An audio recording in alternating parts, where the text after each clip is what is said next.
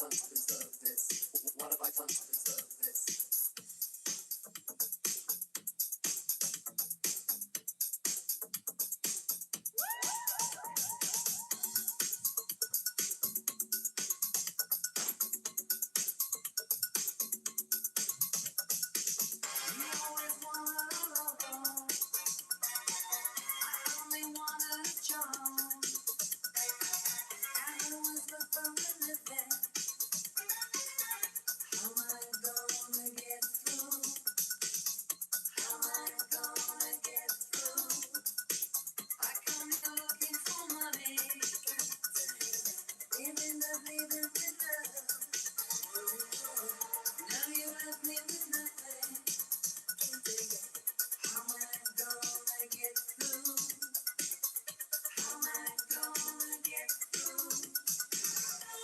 Drinks, I brought you flowers, I read your books and talked for hours. Every day so many drinks, such pretty flowers. So tell me, what have I done to deserve this? What have I done to deserve this? What have I? Since you ran away, I've been hanging around. I've been wondering why. I'm feeling down with the way you should make me feel better. But I don't know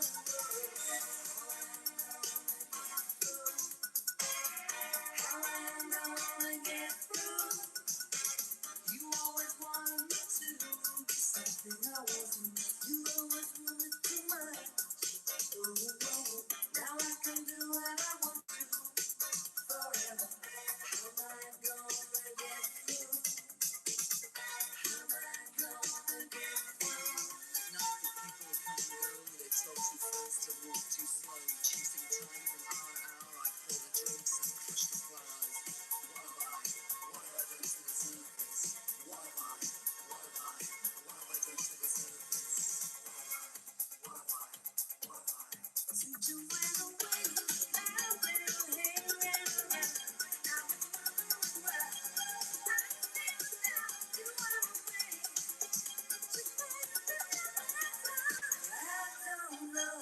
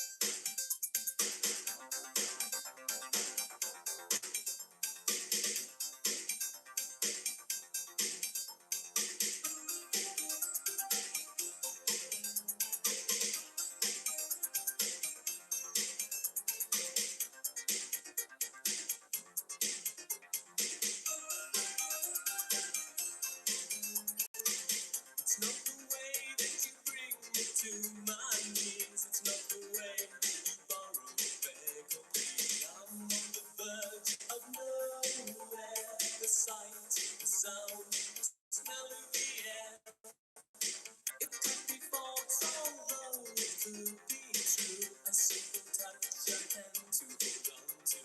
Falling off the edge of nowhere. The sight, the sound, with nobody there. You can't break the pieces of a broken heart in two. So you can't break the pieces of a broken heart in two. So tell me why do you?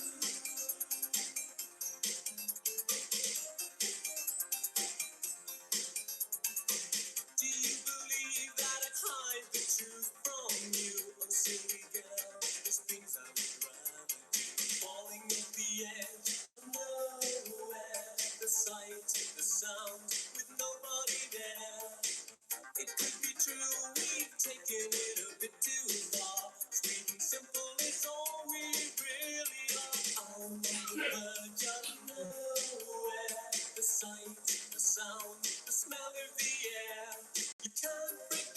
pieces of a broken heart in two. So why do you can't break the pieces of a broken heart in two? So tell me why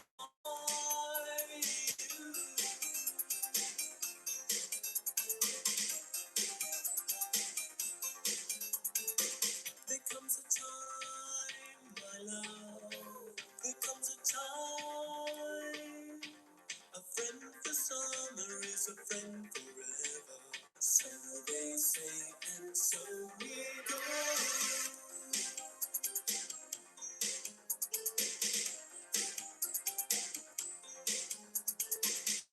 Do you believe that I hide the truth from you? Oh, silly girl, there's things I'd rather do. I'm on the verge of nowhere. The sight, the sound, the smell of the air. We spend our time in search of perfect rhyme. All the while we have it all the time. Falling at the edge of nowhere. The sight, the sound, with nobody there. You can't break the pieces of a broken heart in two. So why do you? You can't break the pieces of a broken heart in two. So tell me why do you?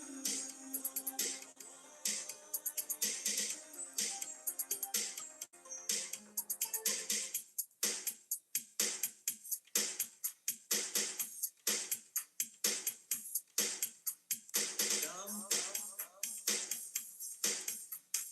tight, nowhere.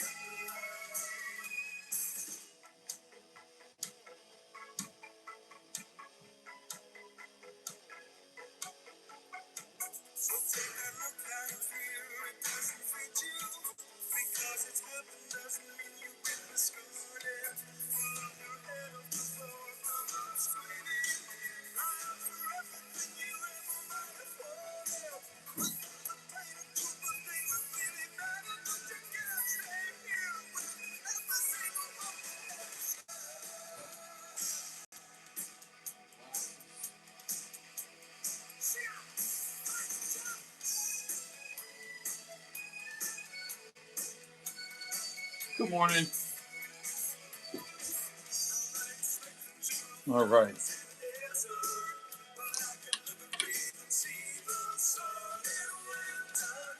Good morning, everyone. Good morning. Call you up.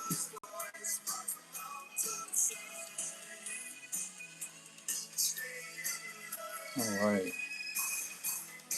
Thank you, Rob. Thank you for the coffee tip right away. First thing in the morning. That's great.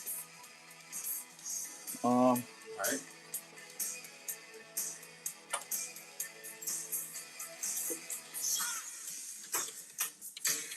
Stay alive. Whatever may occur, I will find you.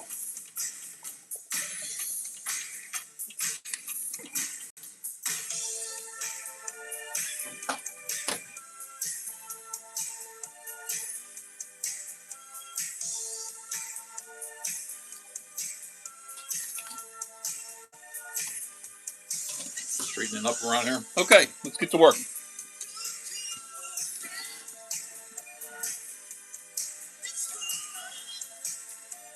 I want a fan. Maybe I want a fan on me a little bit today. It's a little bit warm down here. Okay.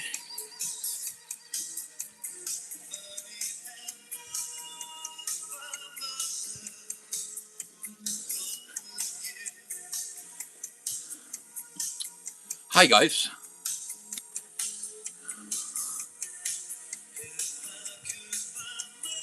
Okay, what are we doing?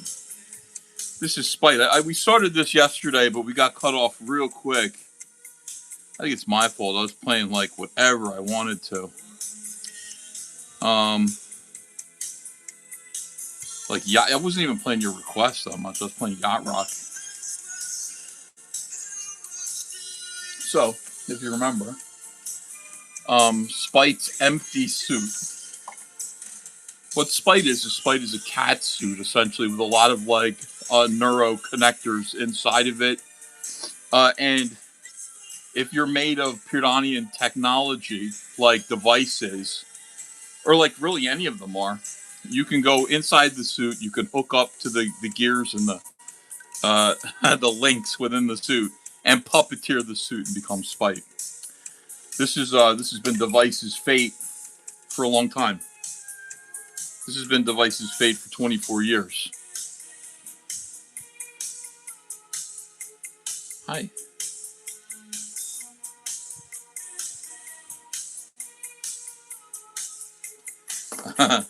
So we just saw Device destroy Rumblebee and Earwig.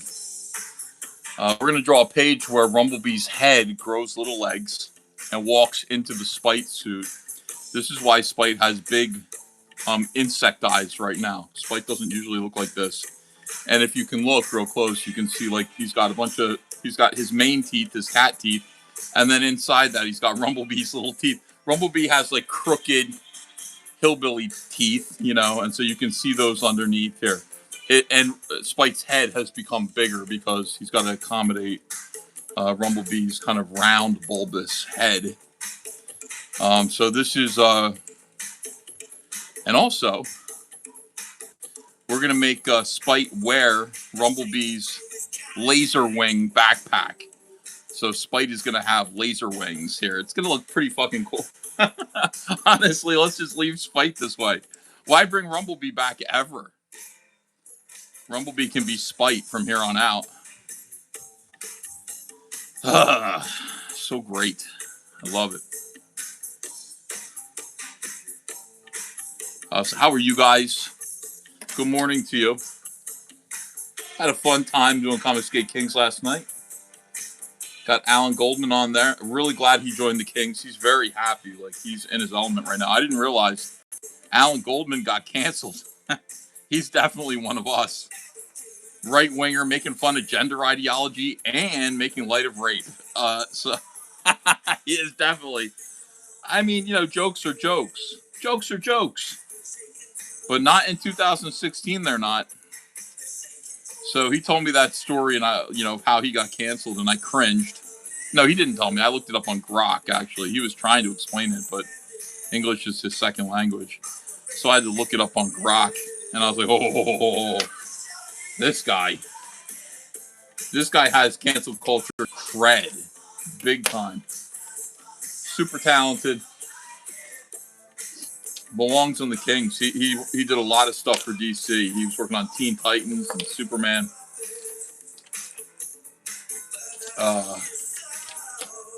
Brazilian artist. I'm glad we got him before Rip It did. I'm gonna start making these guys sign contracts to never work for Eric July. You gotta remain independent if you're a comics king. You can't work for Eric July. Just kidding. Obviously, you can do whatever you want to do. But I don't want Eric to get this guy. I want him to do his own comic. Not draw Rip It slop. We'll get him focused. One of us is Avenger 2. Yeah, it feels good. It's a nice thing. It's a nice thing to find someone who is genuinely has the experience that, you know, I had and others in this spot have had. There have been some who've been here who really have known no such kind of situation. I think Dan Fragio was here just because he was, quote unquote, my friend. And, you know, and he, like, SJWs annoyed him once. Like, there's some SJWs that he went, yeah, these people aren't good people. And you don't know the half of it. We had a good time for Batman. I really had trouble yesterday. I felt, you know, every now and then when I'm drawing, especially on Kings, because of the rush of having to draw a lot of stuff to fill a lot of space quickly, I feel myself go blind, like, in terms of what I'm supposed to be drawing. Like, really, drawing is like a meticulous thing for me. I want to take my time. And I want to get in there and think about what I'm doing. But when I have to draw fast and cover a lot of space and create, you know, an illusion really quickly, I'm not that good at it. John Malin's great at it, man. John's Batman last night absolutely deserved to win first place. When he showed it, I was in awe that he got that much done. He got that much on the page that quickly.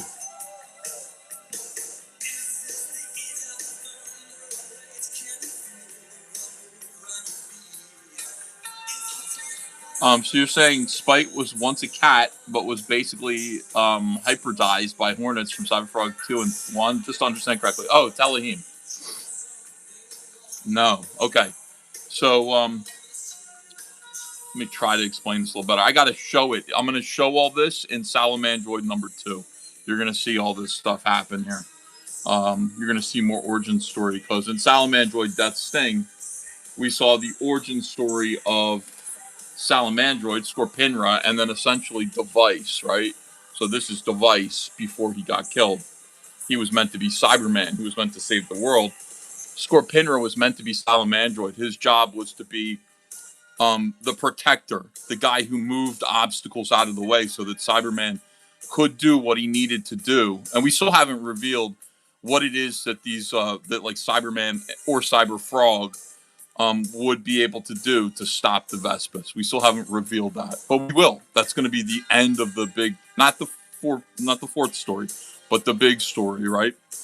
So Scorpinra is a scientist. He's got a scientific brain, and what he's done is he's unwound. He's used his mother he's stripped her for technology, because Sincrafter basically just a lot of Pridonian technology wound up. Think of Warlock from the New Mutants. That kind of technology all wound up real tight into, you know, into this creature. Now you can take from her. You can take a piece of Amixin, for example, and then build whatever you want out of her. Unspool her arm and then make Rumblebee, make Earwig, make the Mentipede, make any of these characters, which is what he's done. But he's also really good at making other things using Pridonian technology. So he essentially made this artificial cat suit. This thing was never alive. This is like taking a bearskin rug and then putting a lot of like neuroreceptors inside of it and then letting you connect to it. But it's also got this weird thing that tamps down your brain. It makes you dumb when you're wearing it. It makes you think like an animal, think like a pet. So that's in there too. When you key into this thing, it turns you into this, kind of dummy. Turns you into an animal. So that suit is just sitting there. We saw Device leave it in CyberFrog 2. And then he was able to sort of talk to CyberFrog and call him cousin and, give him some advice about the Vespis.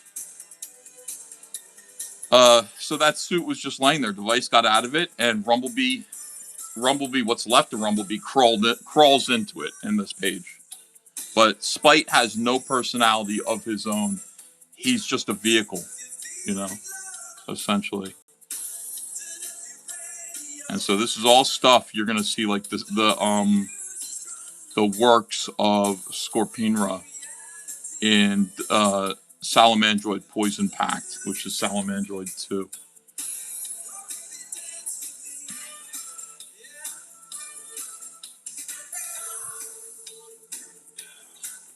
Is Shane okay? I don't know. I heard Shane has a new video out. Shane is like fully involved now in Eric July stuff. We should watch that. Let me see if I can pull that up. How long is it? Is he like going off for a long period of time, or is it something we can watch? Is this the end of the Rippaverse? 15 minutes. Let's listen to Shane.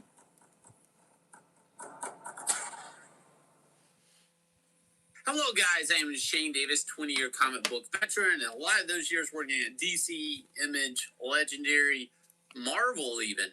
And I've seen a lot. I've seen a lot in comics, and I've seen companies come and go. CrossGen was one of those first companies that I had a front row seat of seeing this millionaire come in with a bunch of money and make a comic book company and lose it all. So I'm not going to say I haven't been here before, but, this is kind of new. Now, the YouTube space is full of, like, a lot of guys who are very big, and sometimes they have a big audience, and are very big and loud, right? And they kind of dictate up from down, and a lot of their fans will agree with anything they say. And if you listen long enough, you'll start to hear two different things come out of their mouth. Now, this video from Eric is pretty alarming, especially if you recognize the beginning of the Rippaverse, and we're talking something like $3 to $4 million, their first book or something like that, to where they are now trying to put out 100 books a year. Right. So here's a video from Eric July telling us to recalibrate our ideas. Oh, this video Eric made is so funny. So remember, this is a guy who made $3.7 million on one book. Depending on where you're at in like the creative pipeline or industries, I can totally understand and empathize with you if you think it's just nothing but doom and gloom. But as someone that has obviously kind of broke through the comic book industry over the last 3-4 years. Shane is not the new trash cast. He's not ruthless enough. Main reason because you combine social media, and though you have to understand how to analyze that, views, impressions, and stuff does not equal sales. Remember that. But just the ability to connect with like-minded individuals, potential customers, that's easier than it ever has been. And obviously the tools to do a thing, whether it's like a film or whatever, things are more affordable, and it's a lot easier to, again, link up with other collaborators and make something happen, getting it well enough and professional enough to present it to a willing audience. It's easier than it ever has been. That being said, I want to put something on your mind. I think that everybody has to kind of recalibrate and reanalyze what they think success looks like. Oh, we do? We all have to do that? That the age of mass appeal is just about over. Sure, you're going to have those brands with that baked-in audience. The spouse is going to be there. This is coming from Eric, who at one time was very much touting his numbers, how much his campaigns were earning. Everybody. And that was the measure of success, not the story, has not to change the their idea of artwork, success. not the reviews for Eric, not the criticisms. And we all know Eric was didn't take well to criticism over artwork by Clifford's being supposedly lifts from 3D assets and all of that stuff. And the guy's had so much resistance to any criticism, he even makes fun of the criticism. That's had a negative effect. Yeah, I think so. Had a negative effect on his business, I believe. Now, today, Eric is hiding numbers, right, Yanzi? Yeah, he used to be able to post all his campaigns and show how many customer orders there were, how many books sold, and also the dollar amount raised. And he always brags that does not include shipping and sales tax. But now he won't even show that. Instead, he moved to this what he calls the solicitation model. It's kind of almost like the mainstream direct market model, except he's selling directly to the customer instead of a middleman like the retailers.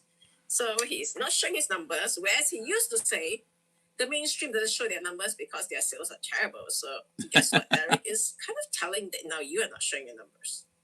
Yeah, so by his definition, his numbers are terrible. By his own definition. Now, I don't know. I do know he's not doing well because of how many books he's having to put out a year. Some people are going to say that's a measure of a real publisher.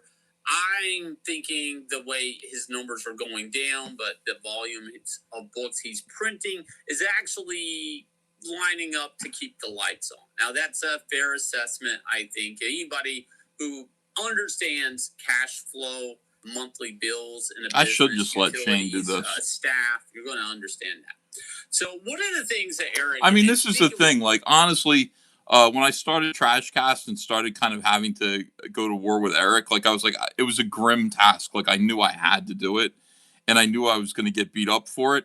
And I knew some people in Comicsgate were also going to resent me for it. But I felt like we better get started on this because we're going to have to answer for it later if we don't, you know.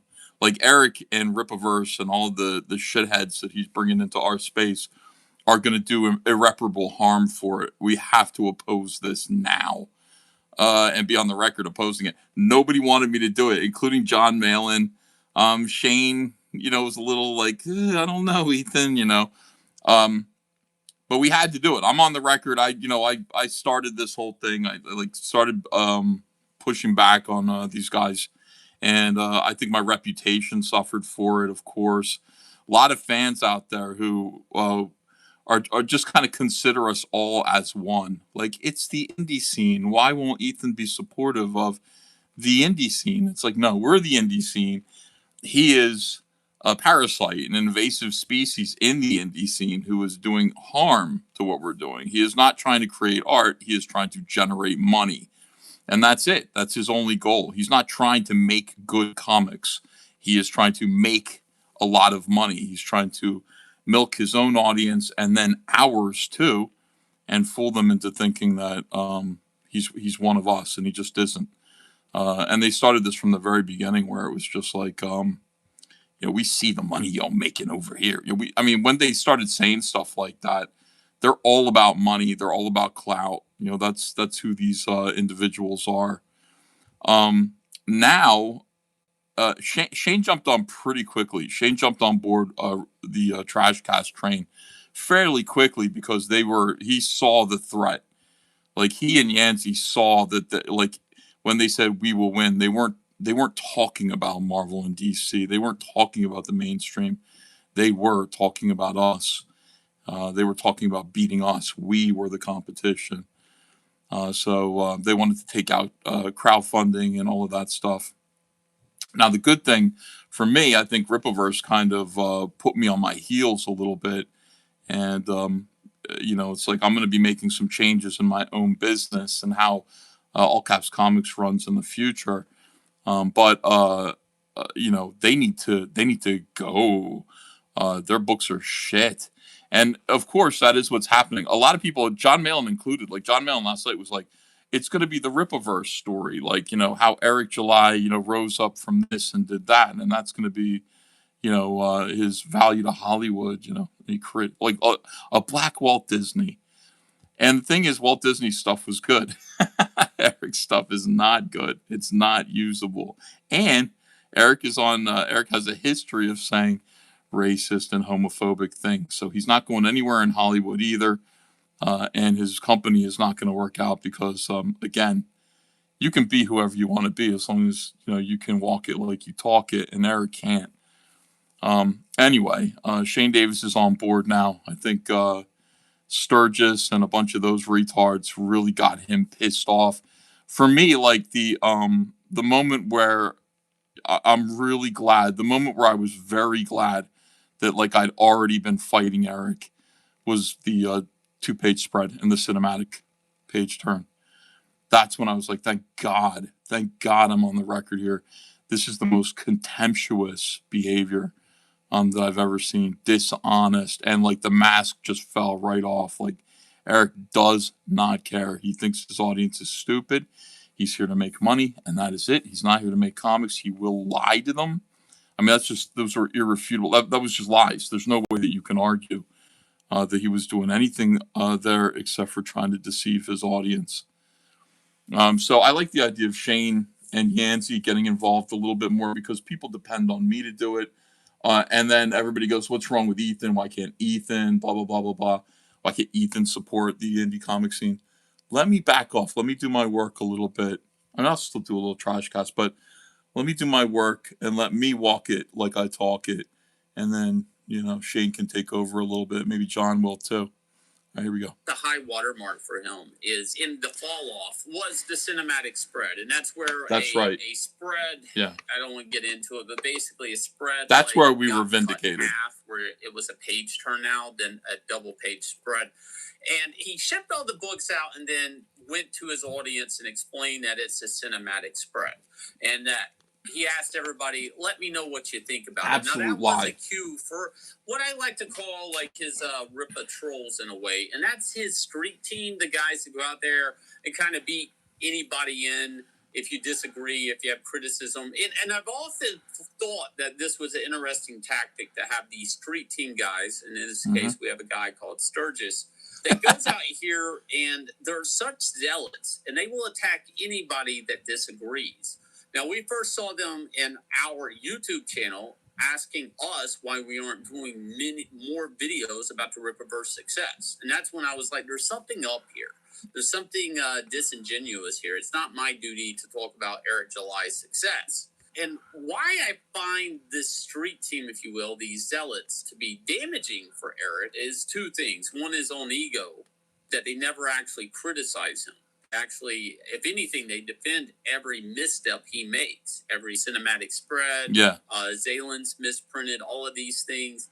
They actually come to his defense in such a way that he thinks everything he's doing is fine, which may actually be a detriment. Sturgis is made a big mistake by fucking with Shane. The other big thing mistake. that happens is I feel like these zealots actually. Here's why. I mean, the thing is, like, Shane. First of all, Shane doesn't humor stupidity and evil. I do. It's like I'm used to being like cynically kind of going, yeah, you're full of shit, but you're in the space and blah blah blah.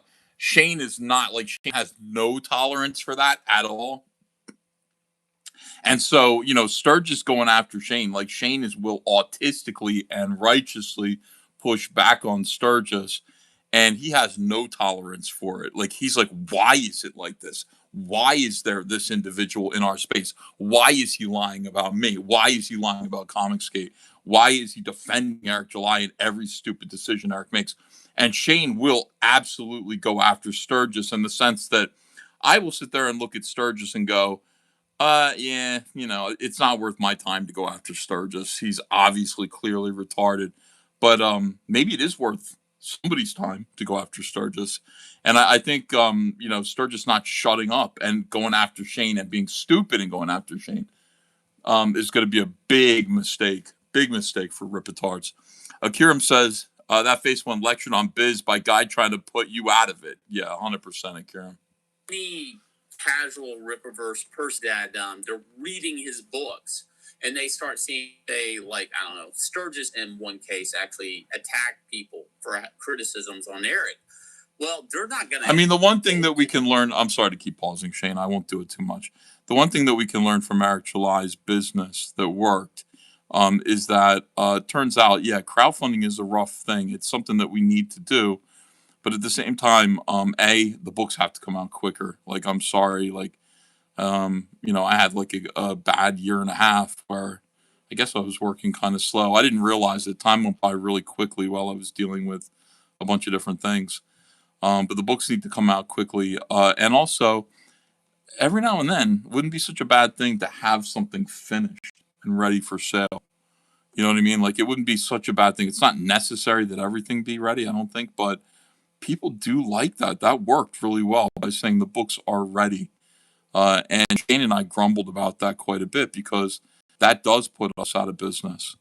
Like we don't have, Eric has that starting point of that kind of capital. We get capital for crowdfunding, and then most of it has to go into shipping the books and producing the books and paying people. So we would have to save up for a long time to be able to have enough spendable liquid cash to have books ready the way that Eric did. I don't know where Eric got his money. I do not believe that it was his. I don't think Eric had $300,000 saved up that he invested in Rippaverse. And if he did, I'll bet he's sorry now. So I think that was a lie from the very start. But by the way, if it wasn't his money and it was somebody else's money, that's a whole other kind of conspiratorial rabbit hole. Who wanted to put us out of business? Who invested in Eric July to put us, Comicsgate, out of business?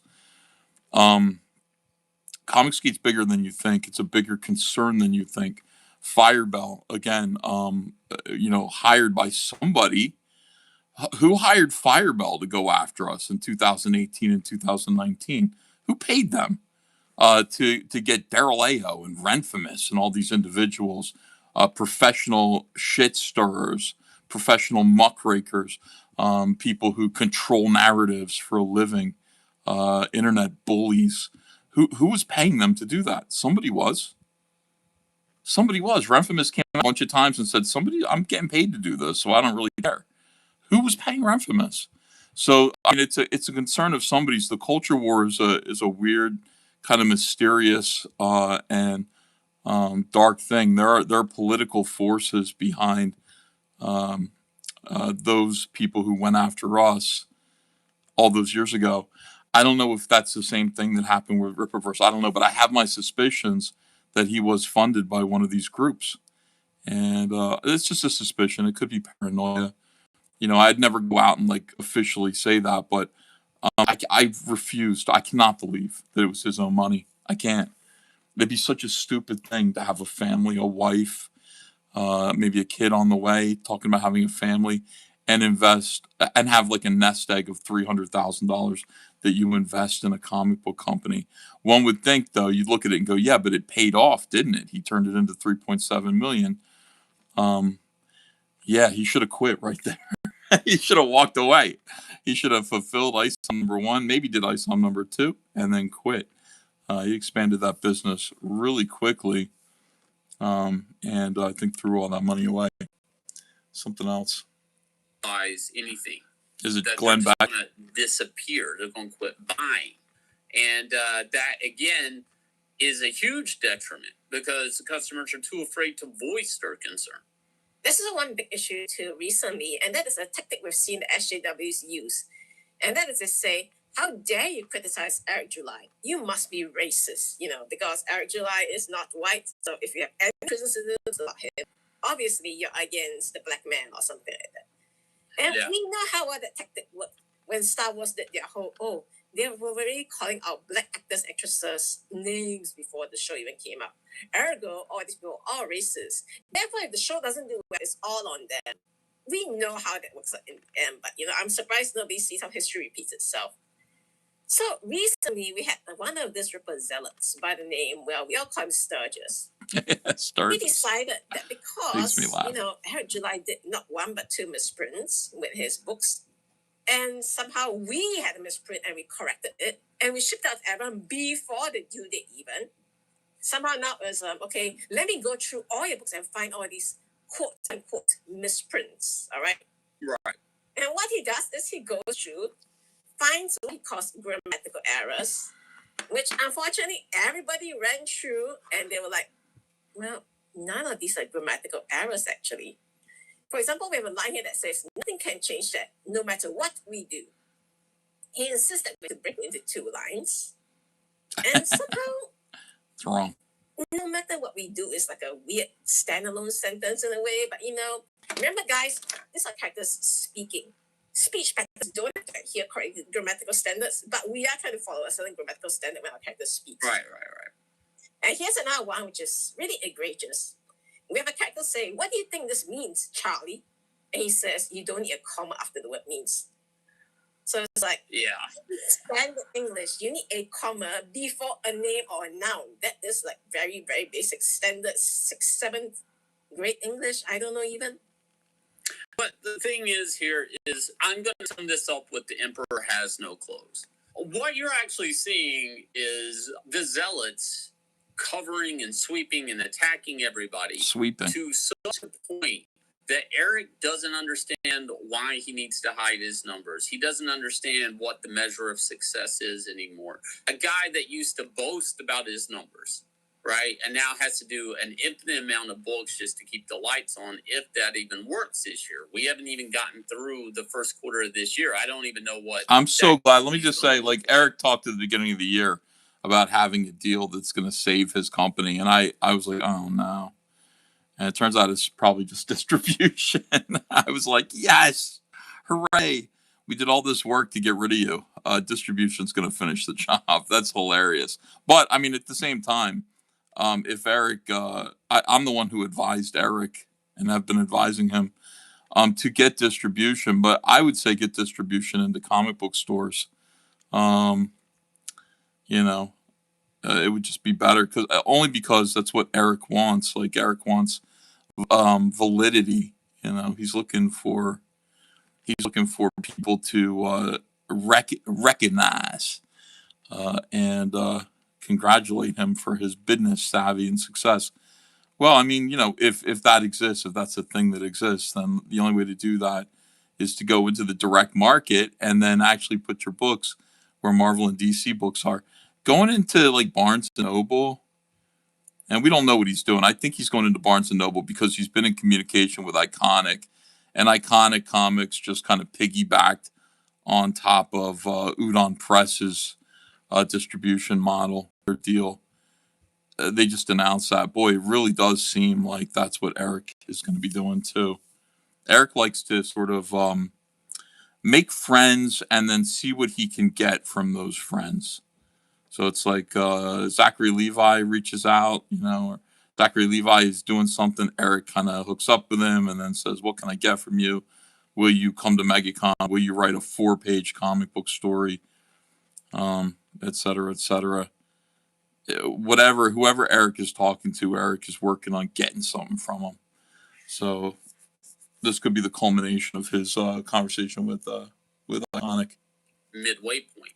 He keeps hinting that there's some big deal on the horizon, and for Eric's sake, I'm on record here. I hope there is, because less and less are we seeing people like the Soska sisters. Less and less are we seeing like Kanan White getting around on like the masthead. I don't even know if he's a staffer there anymore. I mean, hopefully there is something on the horizon, but the really big question people have to ask themselves, especially somebody like Sturgis. Kanan White told us to fuck off. If somebody like me and Yanzi can catch a mistake really in our book before ever spending our backers' money and shipping it to you, why didn't Eric give a fuck to do that for all his customers?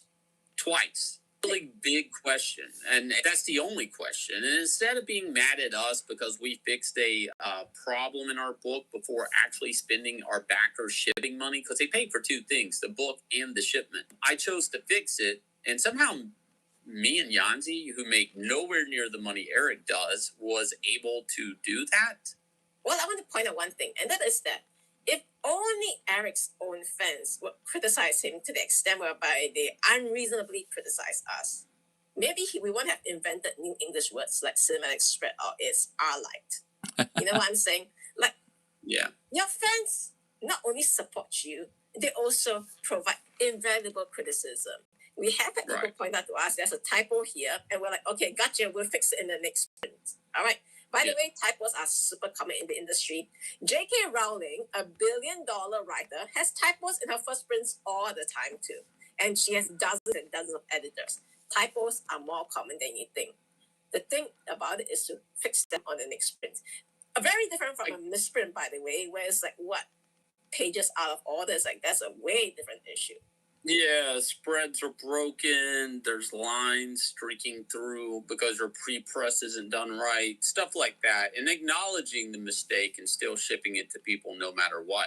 Now, one of the things here is for people to understand the metaphor, and I think it's actually, in hindsight, it makes a lot of sense. This metaphor, the emperor wears no clothes, is basically an emperor had a bunch of yes men, if I'm remembering it right. And Shane's going to tell us the Aesop's fable. Best garbs, the best whatever, and they gave him invisible clothing, and they pretended they could see it, to the point that the emperor was walking down the street naked. Yeah. And that's the moral of the story, is the people you surround yourself with and the people that are going to tell you what's what and what they think about your books. I think it's real important that you actually have somebody there criticizing you, not somebody there trying to criticize everybody that's criticizing you. I mean, because that's basically what's happened to this company. Sometimes I look at Eric and I see Eric say things and I feel like there's a confusion in his face. And that's where I start to wonder, like, is he, one, a victim of his own ego, or is he a victim of all the people he's surrounded by?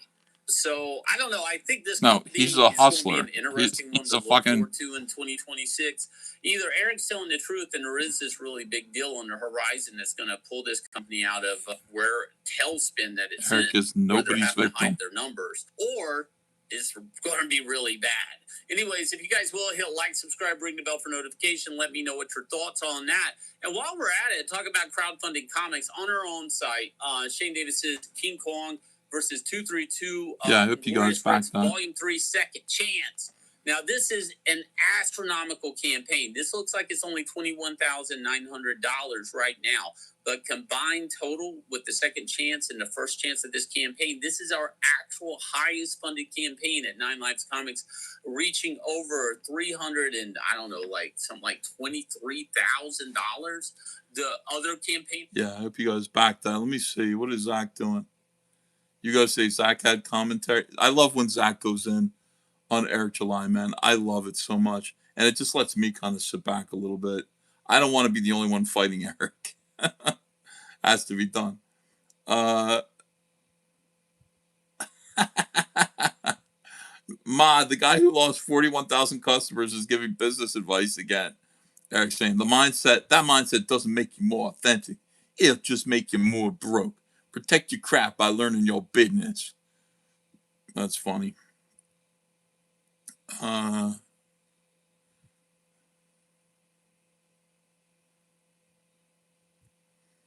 Yeah, let's see here. Literally, what the fuck? He's going in, dude. He's going in on Eric. So far, there are 4 or 5 postings on his site. Hold on. Yeah, community post. That's what I'm looking at. All right, hold on. Let me go back and just find where he started talking about this.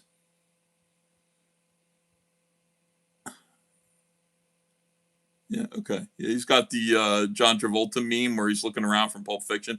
When you ask Eric July where 41,000 of his customers went.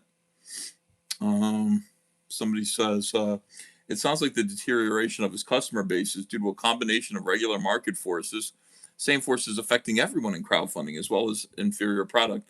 Assuming he fixes the quality issue, what should he do next? Oh my God. Not just for him, but everyone in crowdfunding. He needs to go away, dude. It's not like nobody needs Eric July here to do business in crowdfunding and comics. What's the play? Does the find 1,000 loyal customers idea still work? As for Eric, I think he's stuck in a pre-social media mentality when it comes to his business. That old school never show weakness or whatever. I don't know if being open about his situation would help, but it certainly wouldn't hurt. People like honesty. And Eric says Zach says his few remaining customers are dumb as a box of rocks and believe everything he says. So as long as their moms keep giving them their allowance money, Eric can continue on a subsistence level forever. But does he want to do that? Is that satisfying to him and his massive ego? Oh,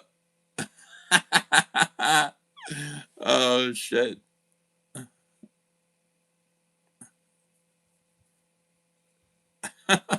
Eric's stupid. Okay, you don't read Eric's books. You like the idea of them, but they suck. All right, yeah, good. All right. Yeah, like it's just what do we do? How do we save Eric? We don't. We step on his head. We throw him a cinder block. That's what we do when he's drowning. We do not help Eric. He needs to go away. Sooner the better. Here we go.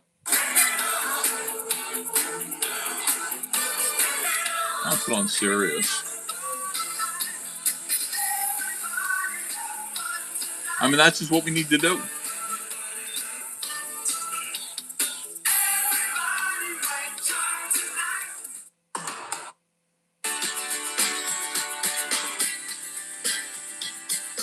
Hidden Hand Media says Eric has made a living lying to people. He doesn't know how to be authentic.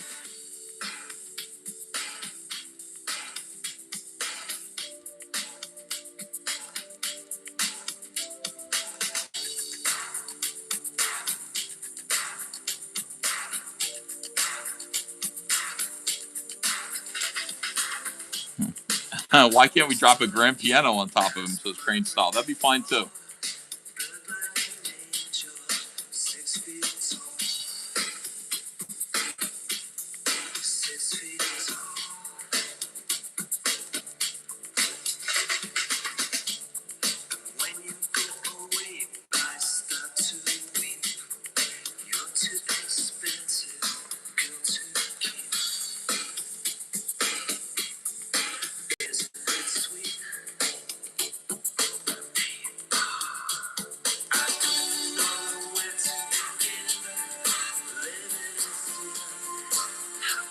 Such a good chapter of Comicsgate, though.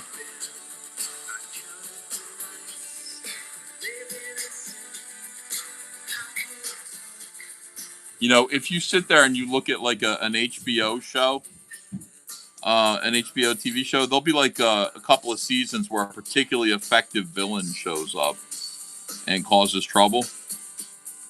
And it's like in Comicsgate, like Eric July was that villain for a couple of seasons. It's great.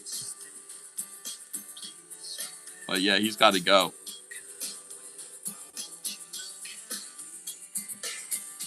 Ethan, what character are you drawing right now? Says Rachel Brinkley. This is Spite, but Spite is being piloted by Rumblebee's severed head.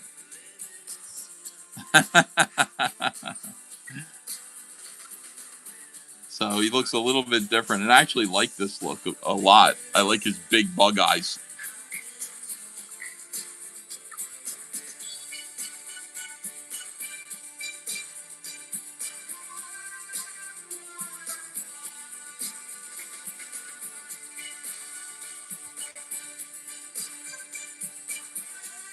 Brandon May says, dude, what happened to the Phillies last night? Go Braves. I don't know. I didn't even see. Did the Phillies get whipped by the Nats? Oh, my God. Did the Phillies get beat? Were they playing the Nationals? Oh, I mean, if that's true, if we're getting beaten by the Nationals, the season's already over.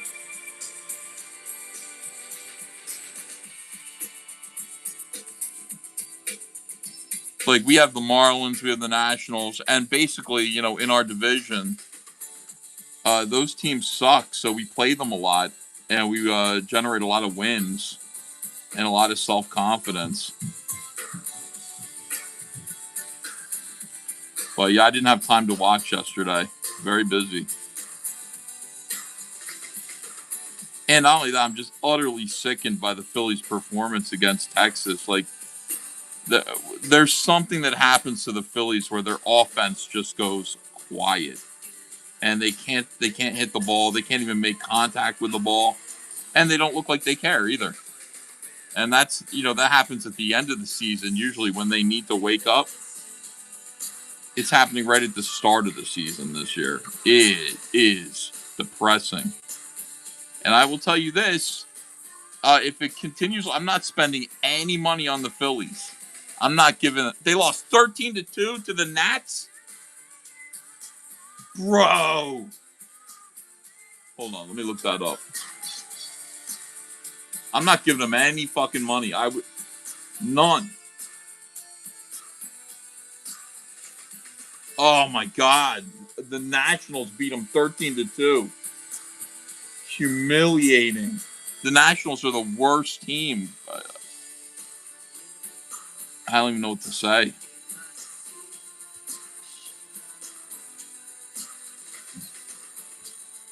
I'm disgusted.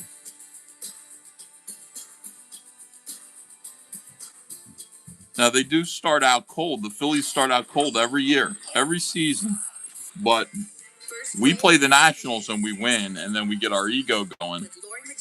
Garbage covered The Cure during the penultimate evening of Robert Smith's curated charity concerts for the UK's Teenage Cancer Trust. On Saturday, Shirley Manson introduced their cover of The Cure's Love Song by telling the audience at London's Royal Albert Hall it was, quote, a song by a band who inspired us to form a band. Placebo opened for Garbage, also at the invitation of Smith, and they started the evening with a cover of Sinead O'Connor's Jackie. A founding member of the Cars, Greg Hawkes, has been doing live shows with the band Eddie Japan, and on Saturday they played a 2-set gig at Lee Von Helm Studios in Woodstock, New York. The set list featured wall-to-wall hits from the Cars, the Rock and Roll Hall of Famer telling stories. The artist says, "Hey LCG, remember Biden's administration was funding POC small business owners, especially women. Eric said on Friday Night Tights his wife gave him $150K. Her ads were in ISOM at every con." Very interesting. Wow. All right, let me see. I'll play Jackie Graham. Thank you, D. By the way, if you'd like to support the show, I know we got kind of a weird start this morning. There it is. Yeah, that is very interesting. Eric said on Friday Night Tights his wife gave him $150K. Her ads were in ISOM at every con. POC small business owners. That's how the money happened. I knew it. D artist, you are absolutely amazing. If you can find a clip of that, please send it my way. That's pertinent. That is really important.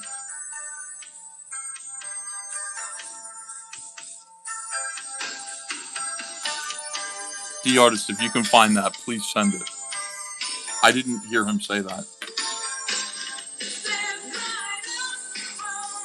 We're gonna dig through this and we're going to make it make sense. The artist, wow, thanks for the orange super chat. I think she invested those funds into marketing instead of creating jewelry for Yaira and all female characters in his books and then selling it as merch. Try stealing my idea, Eric. I have cuter and smarter lawyers than you. Interesting.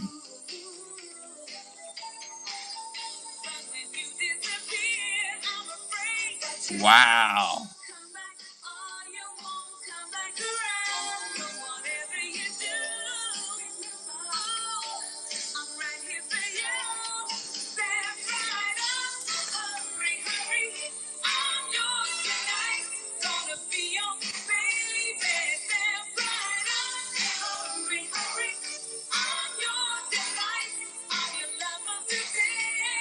I think I'm going to make a new print today. Today I got to go pick up prints. I think I'm going to make a new one and limited it to 25. Let's do a real quick print.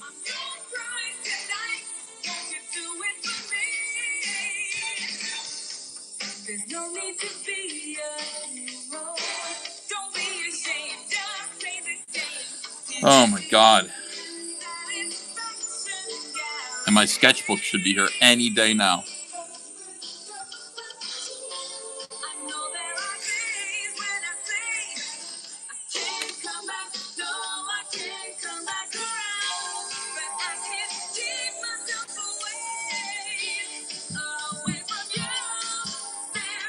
I hear that little girl upstairs.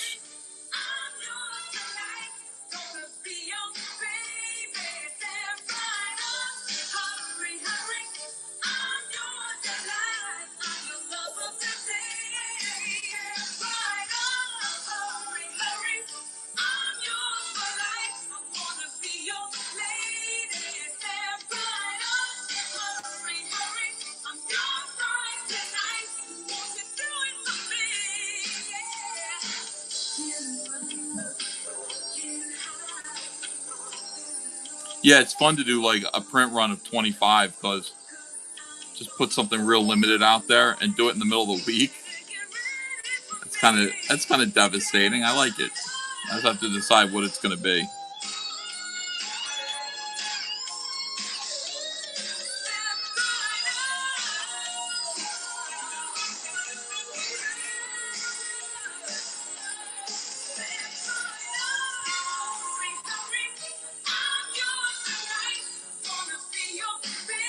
Yeah, Stories Like a Rob says they're poking Shane. That's not good.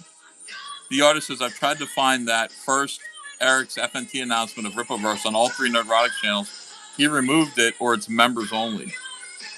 Ah.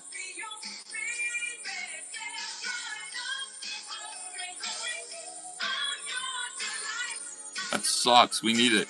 By the way, if you'd like to help out with the show tonight, this morning, I mean, what am I talking about? It's 7:30 in the morning tonight. Think about sending a yellow super chat with any song request. We'll play whatever you want. We're trying to get 30 yellow super chats in the next 2 hours, I think. Yeah, we got 2 hours to get 28 yellow super chats. Don't know if we can do it, but maybe we can. 5XL FM, everybody. Good morning.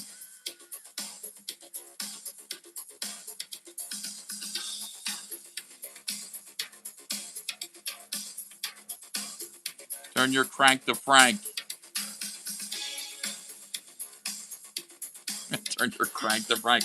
Who gets that reference? Anyone? 188 people watching. Good morning to you guys.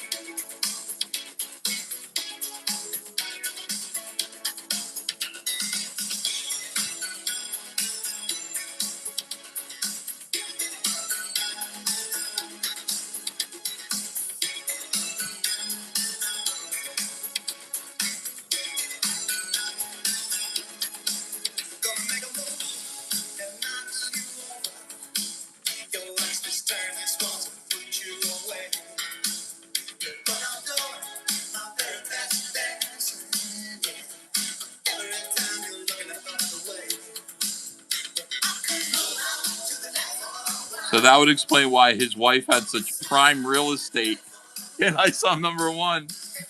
Oh my God, he took a beating for that, but he had to because it was her money funding the thing. That is hilarious.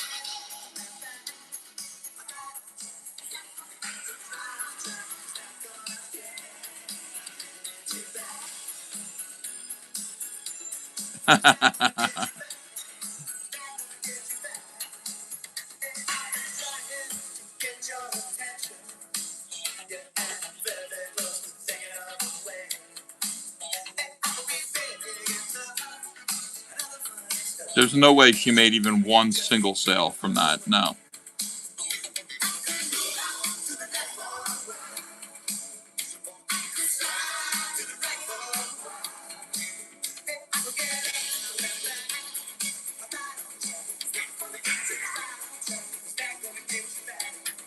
Her product that she was trying to sell in that comic book had nothing to do with ISOM and was completely being offered to the wrong audience. Who in the world reading ISOM is going, oh yeah, jewelry? I mean, if there was some kind of like ring or amulet or something like that ISOM wore that she was making, that would make sense. She would have sold a bunch of them, but they didn't do that.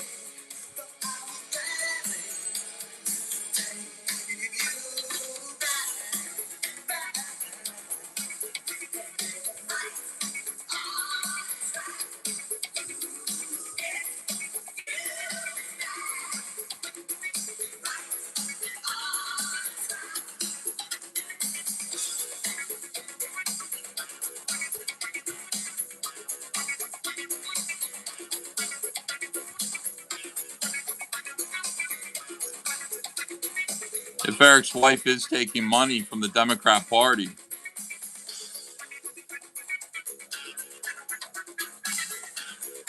that's why Eric can't let his company be perceived as right wing.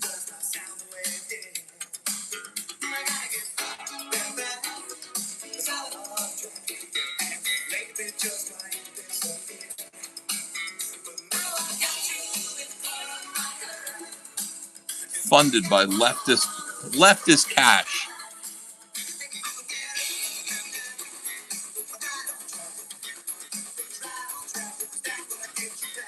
Every day I'm glad that I said no to Ben Shapiro. Every day.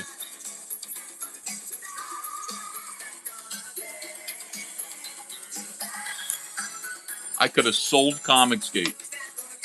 I could have sold Comicsgate to Israel.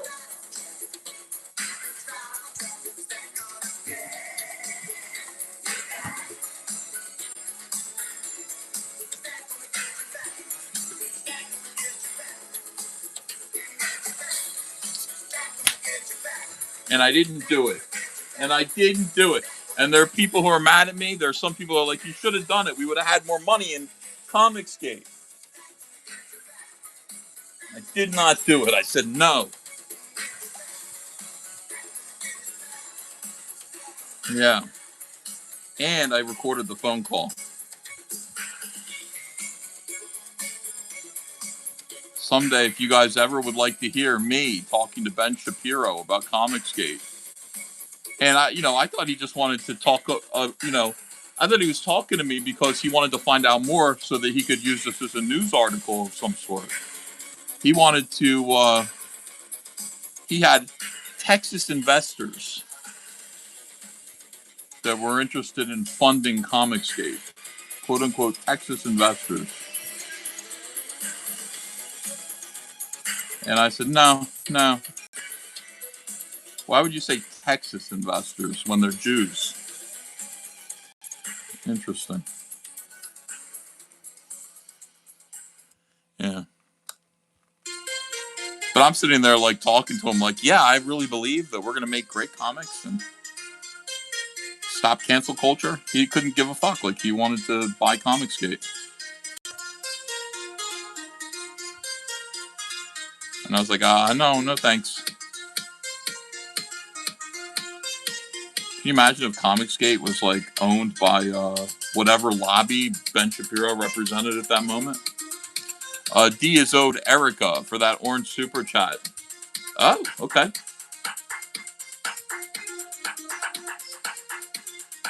Here we go.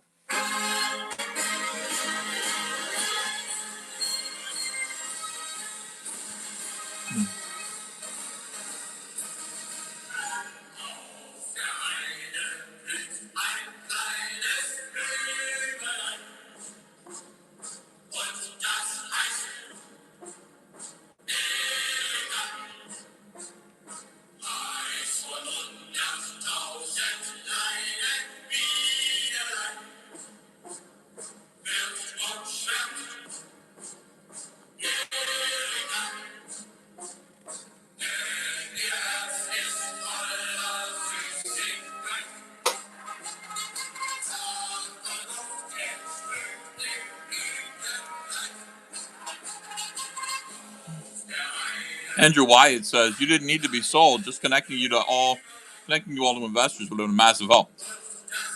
You are our investors. We don't need more. The whole point of crowdfunding is that we're owned by you guys, not some weird dark political money. It's you guys. Piku says Baccarat. Yes, sir, I can boogie. I'll play that next.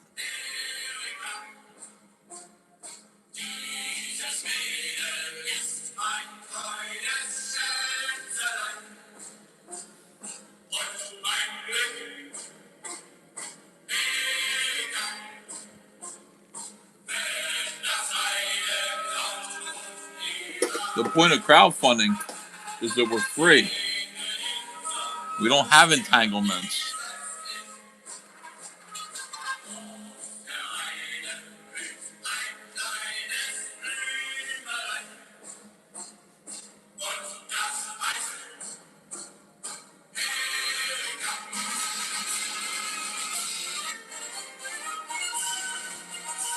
Bob and KC says, are we okay?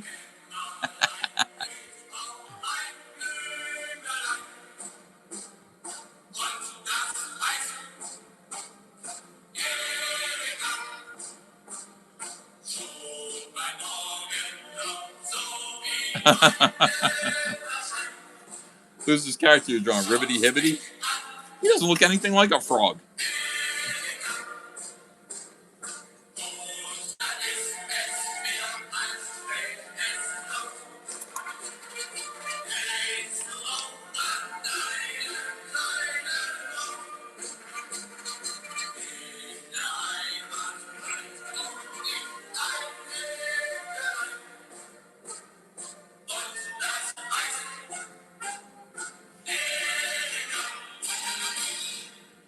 Amazing.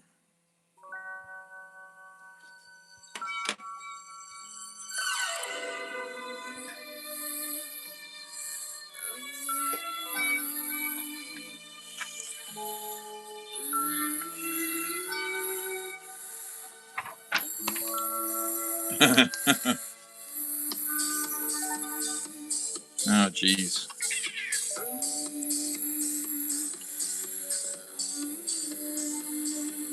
Okay.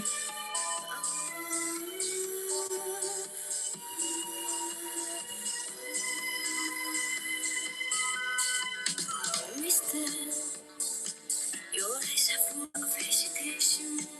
Yeah. She makes me wonder if you know what you're looking for. Baby, I wanna keep my reputation. I'm a sensation. You try me once, you beg for more. Yes, I can boogie, but I need a certain song. I can boogie, Yeah. boogie, boogie, all night long. Yes, I can boogie. If you stay, you can't go wrong. I can boogie, boogie, boogie, all night long. No, sir, I don't feel very much like talking. No, neither walking. You wanna know if I can dance? Yes, sir. Already told you in the first verse and in the chorus, but I will give you one more chance. Yeah. Okay. I can boogie, but I need a certain song. I can boogie, boogie, boogie, all night long. Yes, I can boogie. If you stay, you can go home. I can boogie, boogie, boogie, all night long. Yes, I can boogie. If you stay, you can go home. I can boogie, boogie, boogie, all night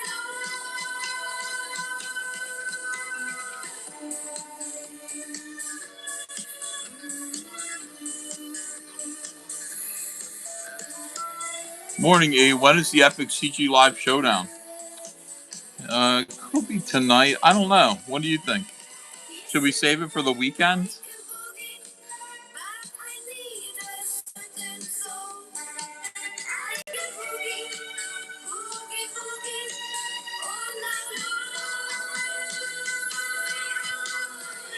What do you guys think? When should we do it?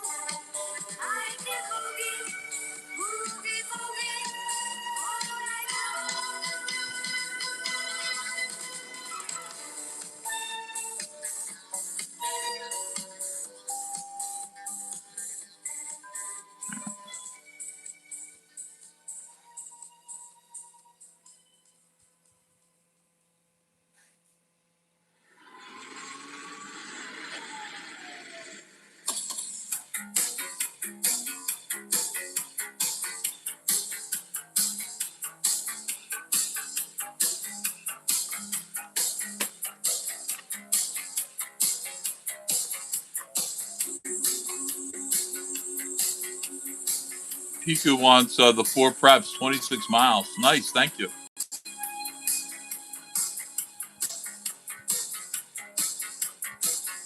You got it.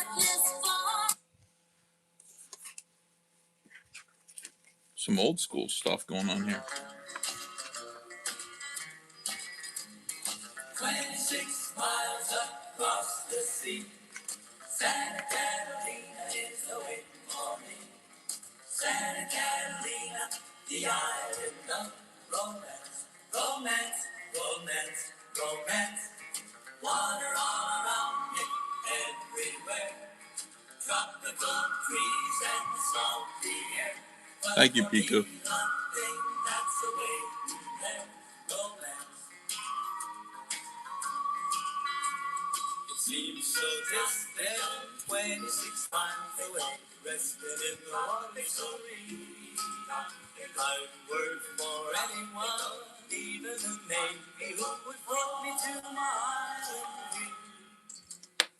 26 miles so near yet far, I swim with just some water wings and my guitar. I could leave the wings, but I'll leave the guitar for romance, romance, romance, romance. 26 miles across the sea.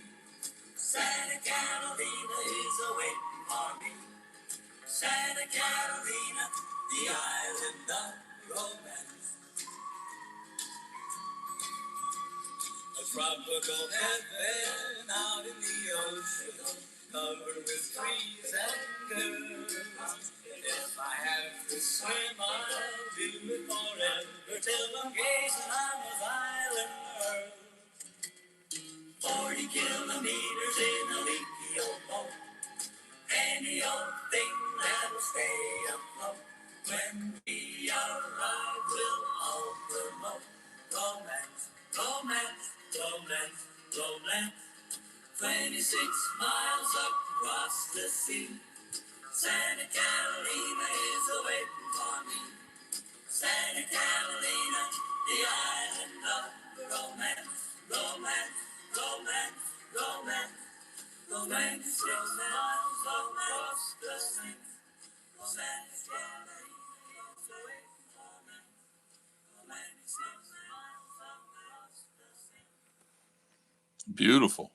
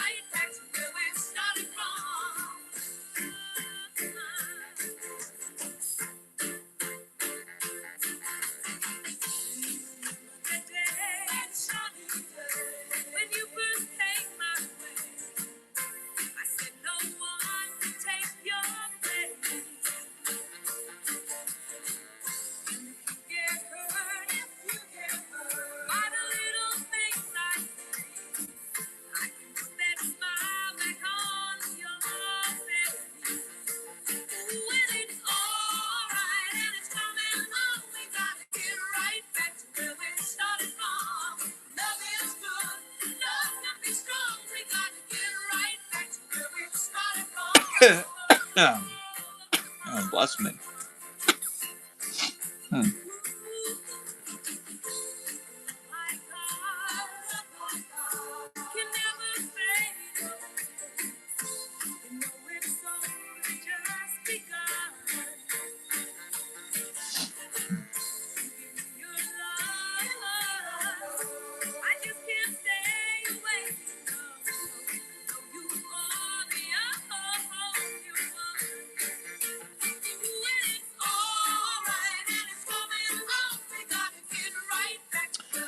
Brendan May says, Dire Straits, Sultans of Swing, or Money for Nothing. Your choice.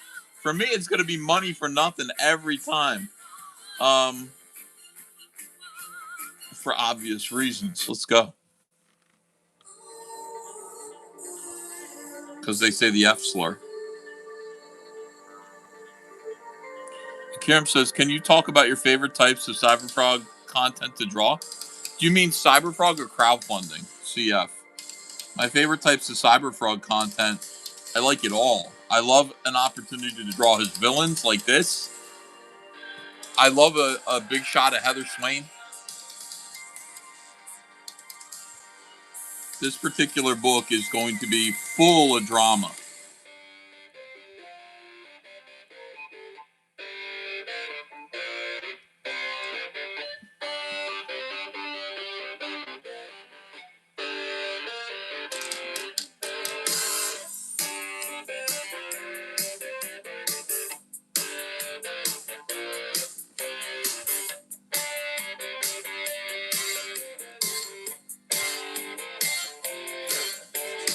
Look at them yo-yos, that's the way you do it. You play the guitar on MTV. That ain't working, that's the way you do it. Money for nothing and the chicks for free. Now that ain't working, that's the way you do it. Let me tell you, them guys ain't done. Maybe get a pistol on your little finger. Baby, get a pistol on your thumb. We got some install microwave ovens, custom kitchen deliveries. We got some movies, refrigerators. We got some movies, color TV. Little faggot with the earring and the makeup. Yeah, buddy, that's his own. Yeah. I got you, Pico.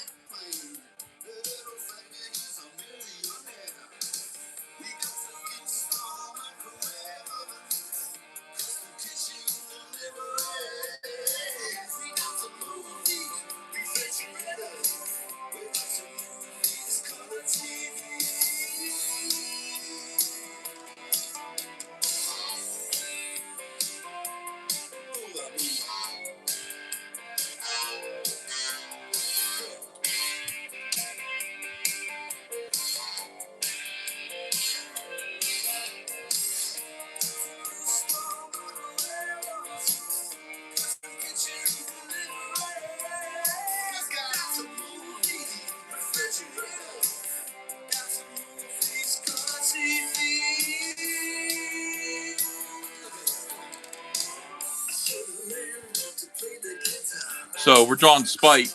Oh, hi, Mike. How you doing? I didn't see you over there. We got a lot of errands to run today. A lot of stuff to do. We got to go get prints. We're going to make a new one. And I don't know if I'm supposed to buy paints for tonight or not. But I might do that. So we're drawing Spite. Spite has holes in his cat suit here. Trying to copy them a little bit. Make sure that we get that right.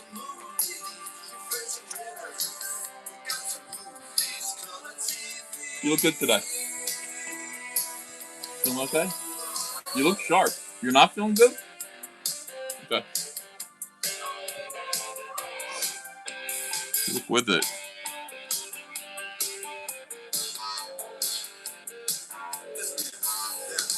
That ain't working. That's the way you do it. You play the guitar on the MTV. Tim Roberts says, hi, Andrea. We got 190 people watching.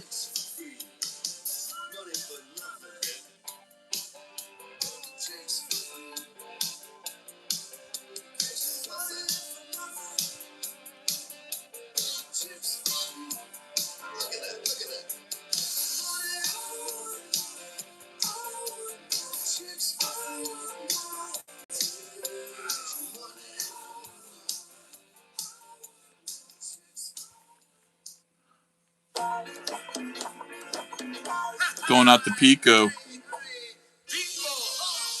David L says good morning to Andrea as well. Wow.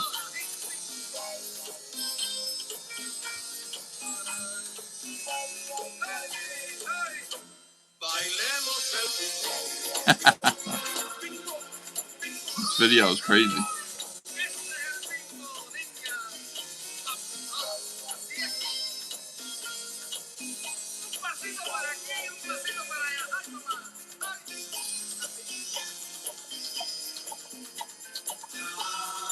Star Wars Lego Rob. I deal with lupus. I have my days too. Oh, I didn't know that, man. Sorry to hear that.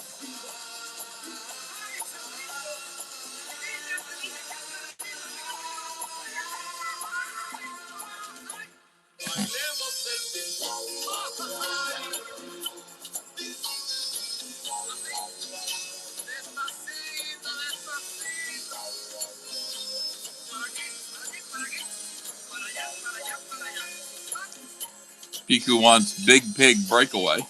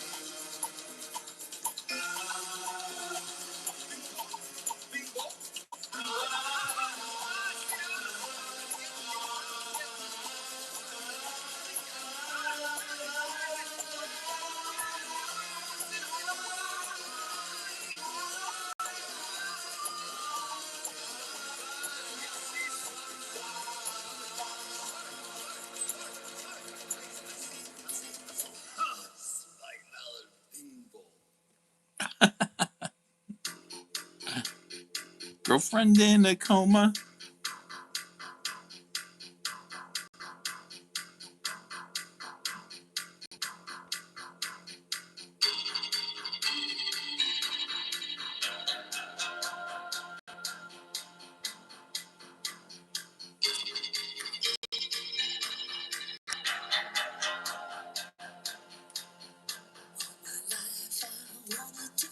Yeah, Shane Davis using the phrase Emperor's New Clothes was interesting because puppet guy Andy Marshall called me the Emperor with no clothes yesterday.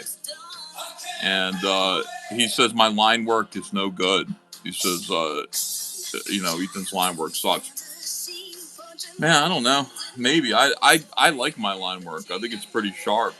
But more than that, I was like, why you call me the Emperor? Like, it's a really strange thing that I have to live up to a reputation of being like important in some way. I'm just a comic book artist that got canceled,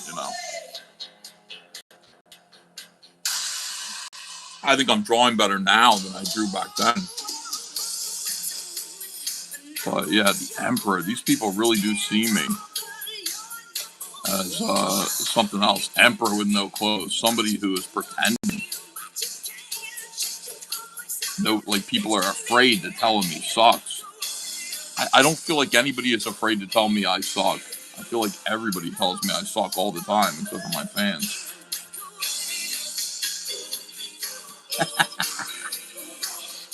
Huh. Everybody's afraid to step to Ethan. Oh, yeah?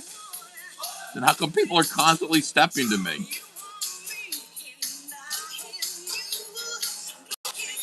The artist says, can you please play your members only video? 50 minutes in comes Eric.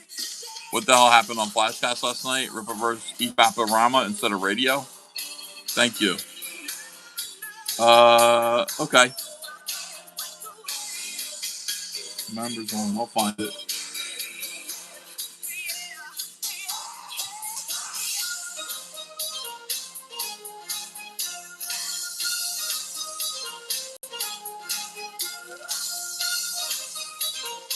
Content.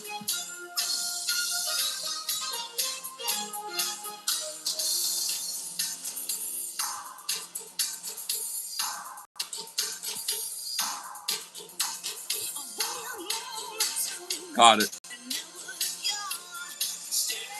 And you want me to start at the 50-minute mark? Okay.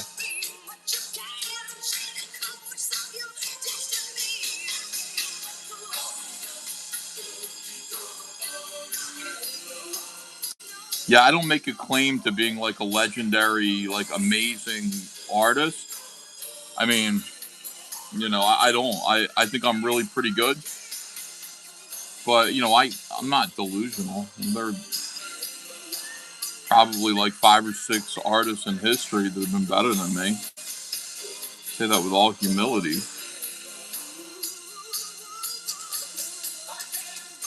Handful of people working in comics that are better than me. I don't mind admitting that. You know, why would I? All right, hold on a second. The 50-minute mark when Eric comes in. Yeah, Eric used to be this guy who, like, when we were talking about him, he would insist on joining. Do you remember Nick Ricada, the same situation? Like, Nick was doing a video going over Eric calling him a white bread N-word. And Eric's in the audience, like, let me in. Like, Eric had to control the narrative. And so here I am going over the famous Yellow Flash Flashcast episode that I was on, where Dick Masterson came in. And I'm going over and I'm EFAPing it, and lo and behold, Eric is in my audience and wanted to come on. So here we go. Rumble instead. Let me see here. All right, here's our friend. We don't have an intro for him, but welcome, Eric July. How you doing tonight? I'm all right, man. What's up? Oh, my God. My wife this morning, Eric, she tuned in the middle of the night, and she goes, why were you adversarial against Eric July? I was like, baby, I wasn't. She's like, that's what it looked like. You can't do that. And I said, well, I think you needed to watch the show. I'm not adversarial. Andrew's down here like eyes wide over this. There. So remember that's this. That's how it seemed. Again, we got to get that straight. I'm in no way adversurial, and I don't want it to seem like I'm up against you or being confrontational with you one single bit. So there you go. Andrew Rowland, thanks for $10. Says our community needs to be critical of each other, not the extreme, of course, because if we are not allowed to criticize each other's work simply because we are not woke, we are no different from the left. Guys, it might be better to watch this. Do you want to be like, do you want to EFAP this? You want me to start a new stream up and EFAP it? Because, like, you're just listening to this as radio. I'm not sure it's going to be helpful or it's going to teach anything or you're going to learn anything from it. We could actually just watch it. It'd be better. This audio should be the intro to Trashcast as it was, Ro. Might be better to do that. What do you think, D Artist? You're the one who donated the super chat. It can't go any louder than that. That's the problem. But you have to see people's faces in this situation because this is such an intense, like, interpersonal drama, professional interpersonal drama that's happening here. I think it helps to kind of watch rather than just listen. TA says, I prefer the art. All right. Here's what. I'm going to compromise. I got some errands to run. 9 o'clock. We're going to go run some errands. We've got an hour of this. When I come back from running errands, 11 a.m., we will do a complete EFAP. We'll go live and we'll EFAP this video by request and go through it. I don't know how long Eric is on it. Let me see. My God. Oh, not that long. 2 hours. Is I said looks like he's on it for 2 hours or so. Now you're saying it doesn't mean that. So for someone with that attitude, it is impossible to please you.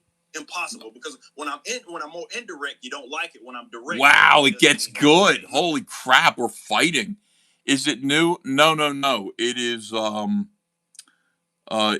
new. This is way back when Eric and I were still kind of getting along, but right on the precipice. This video is what caused Eric to send me the night letter to say, get in line, like, et cetera, et cetera. And he says in this video, he says, I'm making a list now. Yeah. But I can play it. Can you guys hear it okay? It's like a private video or it's members only right now. I'd rather listen to music. That's what we'll do. We'll do an EFAP of it, and that'll be our plan. Brandon May says, Peter Gabriel, big timer in your eyes, your choice. Okay. I promise you today, as soon as I get back from running the errands that I have to run, yeah, we'll play that. We'll do a special edition trash cast kind of. People will say, "Why are you going over old shit?" By request, a special request. Andrew is asleep on my couch. Just came over. You're sleeping. I see it. I get so lost sometimes. Days pass, and this emptiness fills my heart. When I want you, I'd rather in my car. Oh, that'll be good because I can sell the. I'm gonna make 25 prints, and I'll use that to sell the 25 prints. That'd be nice. We'll make money today. We'll do good. All my instincts, they return. The grand facade, so soon will burn.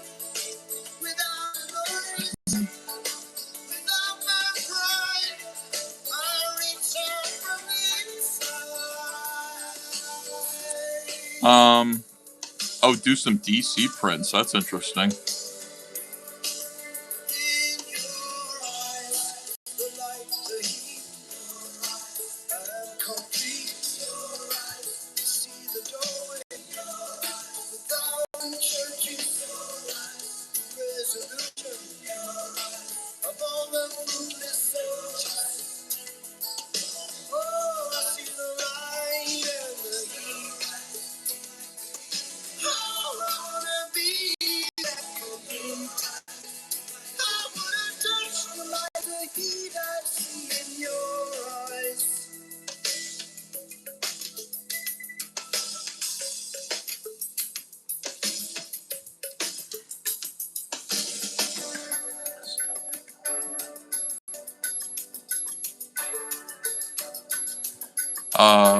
Ronin Sun, Sonai 6670.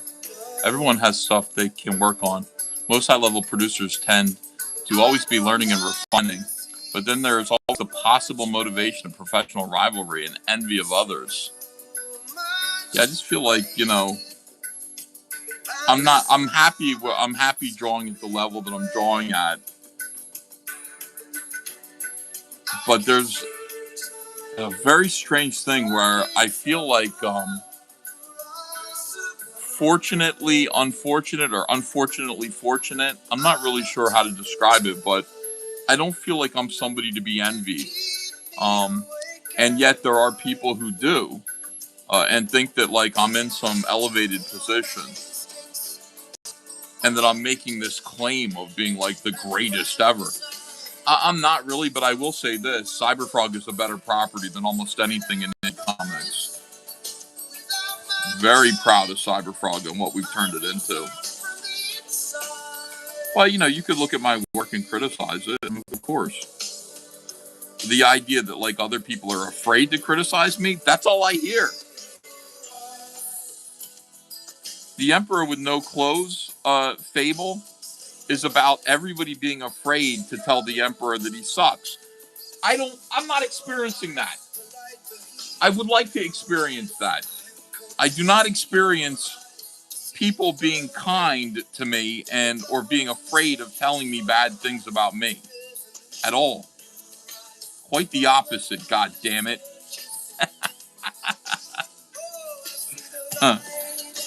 Everybody tells me whatever they want. They say horrible things to me. And I endure and I put up with it. And then I got retards telling me that I'm the Emperor with no clothes. You got to be kidding me. People are abusive to me. It's downright abusive. How could I be the Emperor with no clothes? Meanwhile, I'm doing work like this, which is exquisite. So, at the same time, there's definitely room for humility. But if I were to make the claim that I'm great, I could back it up. I just don't make that claim.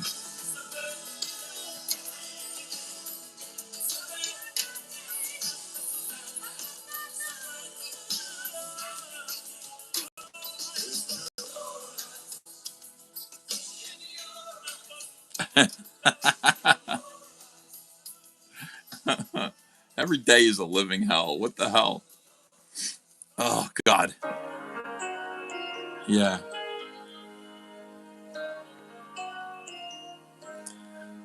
Kieran says, well, I think your doodles are pretty okay. Thank you. I appreciate it.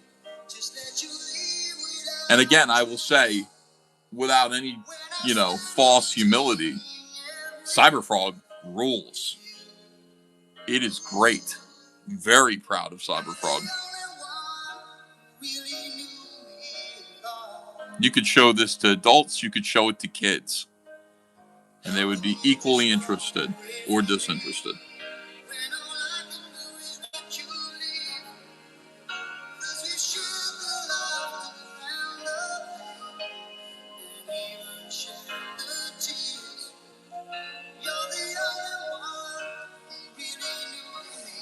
Paranoid Android says, Ethan, we need to talk.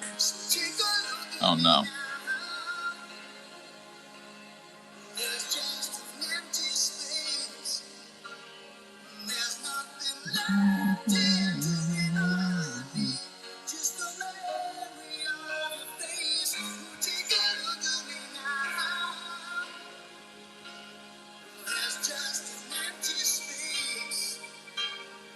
I like that there are just people out there who are like, you know what? Ethan hasn't taken enough beatings. He needs more. Ethan needs more beatings. Ugh. Zeros. How much more do I get to endure before I can finally be at peace? That's, I think, why I got angry at Frog Tony. Because I feel like Frog Tony has been given a lot of grace from me. And it's like you two, like you're going to do this.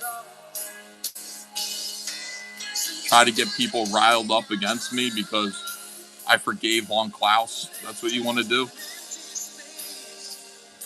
Damn, dude. Can't win. And whenever you do that, whenever you upset one faction of Comicsgate, it comes with a whole lot of other people.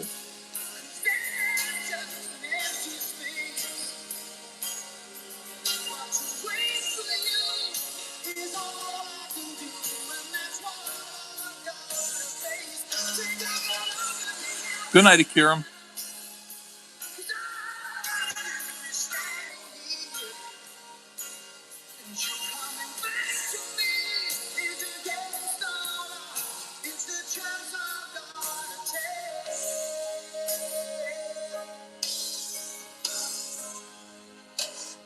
Alexander Smith says, Frog Tony did nothing to you. He gave an opinion. What do you mean he did nothing to me? He made a whole video about how I was probably being deceptive about my reasons and motivations for forgiving Frog Tony and inviting Mike Wheeler back into Comicsgate. How is that doing nothing to me? He put it out into the bloodstream of Comicsgate and his fandom that I must be accepting money on the side in order to allow people like Von Klaus and Mike Wheeler back into Comicsgate, and therefore you should probably be suspicious of me. You don't think that's anything? You don't think that's a problem? I mean, explain to me how, like, that is not a problem. It's a problem. I got people, like, thinking there's, like, underhanded stuff going on when all I did was go, you know what, I might have overreacted to Von Klaus. I might have. Anyway, I'm not mad anymore, so let's just bring him back.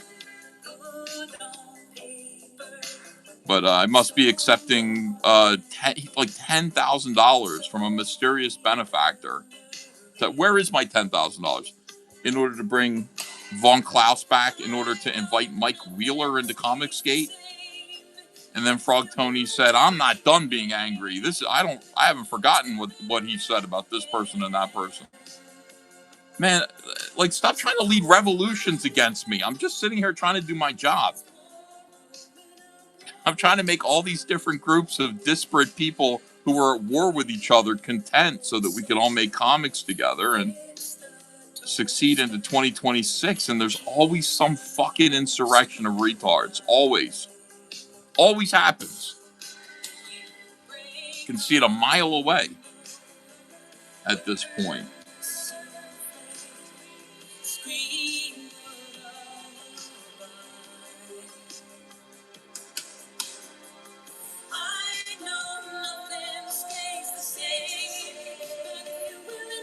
And if you know what my motivations are, I just want quiet. I just want people to work. I want people to shut up. I want these people to shut up and get to work and be productive and making Comicsgate the successful creative freight train that it's meant to be. But there's a certain type of person who is not less than creative, who just wants to cause trouble. They eventually get discontented.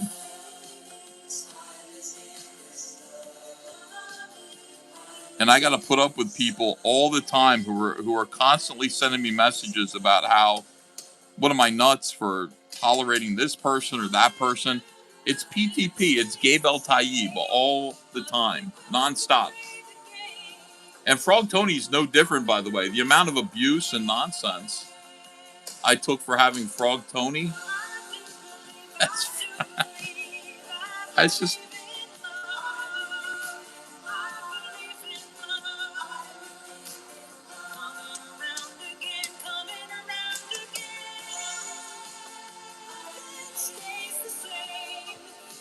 You're willing to play the game.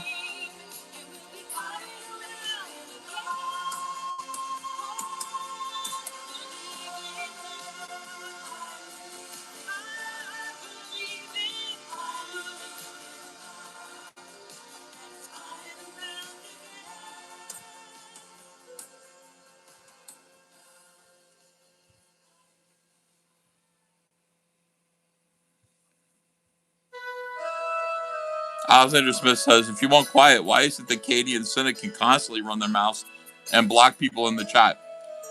Here's the thing. If I find out that Katie or Cynic are blocking anyone in my chat, they will be removed. Their wrenches will be removed. They do not have permission to block anyone in the chat. Make that clear again. None of these people have any permission to block anyone in the chat.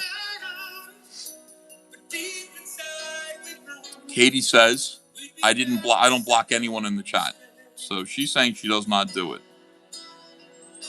If you have proof that Katie or Cynic are blocking people in my chat, present it, and I will remove their wrenches. But I haven't seen that proof. I haven't seen it.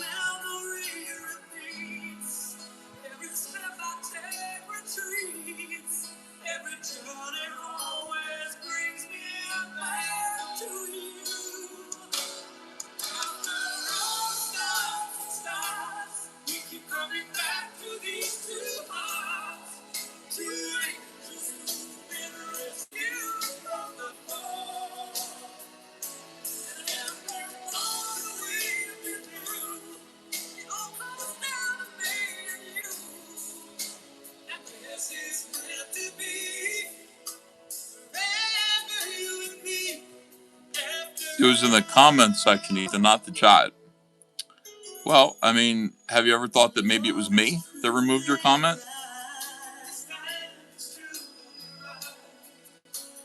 Maybe it was me who did that. I'm not saying I did, but could be. I have done that.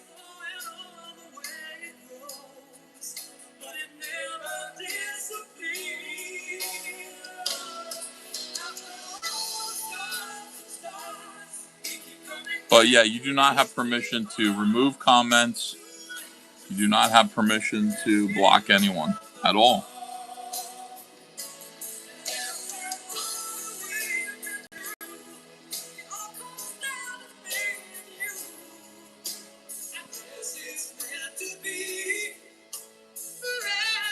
It was in the comments section,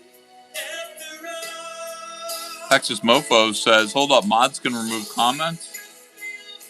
Like in the chat live? I don't know, try it.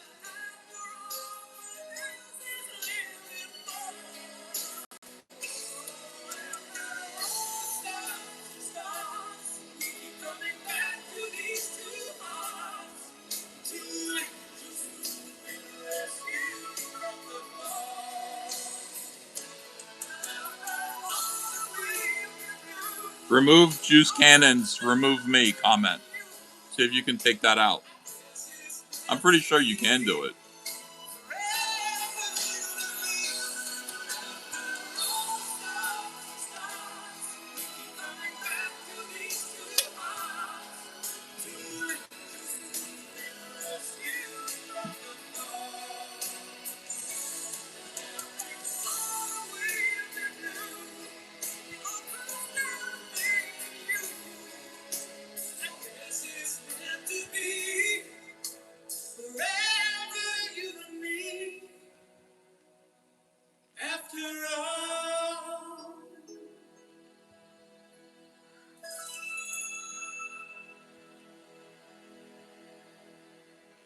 Yeah, Katie did is somebody who I want to have the wrench.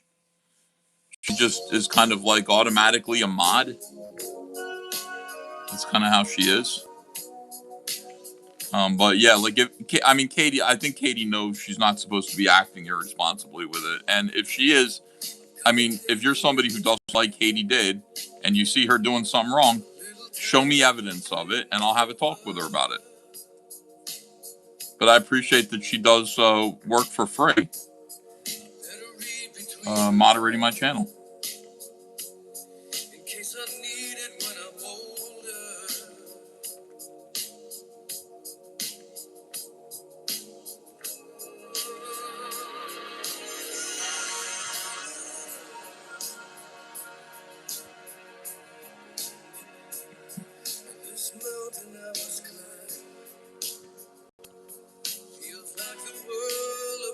Ethan, would be better if I could see the tip of your pen. Okay. I can move my camera over this way and then tilt it like this. And that should work a little bit better.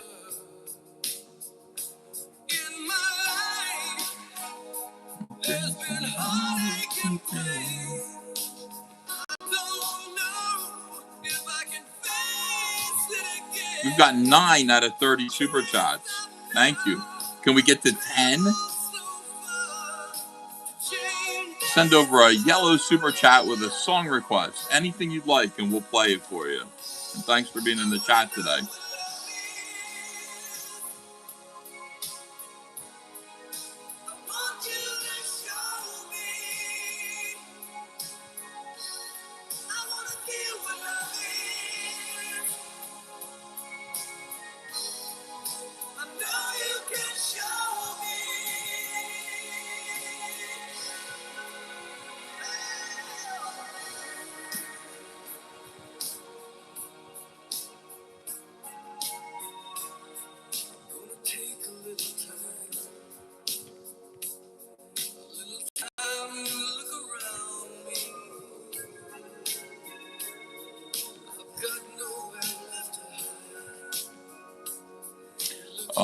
Mega City Patrol says, thumbnails for pages or draw straight onto the blank page?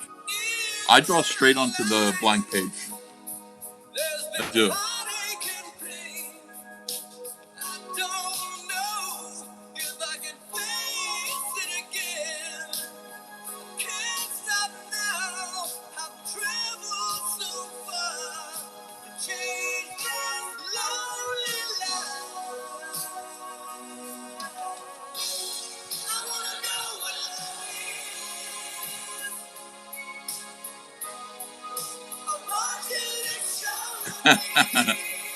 You want to see the kind of shit I put up with about Frog Tony?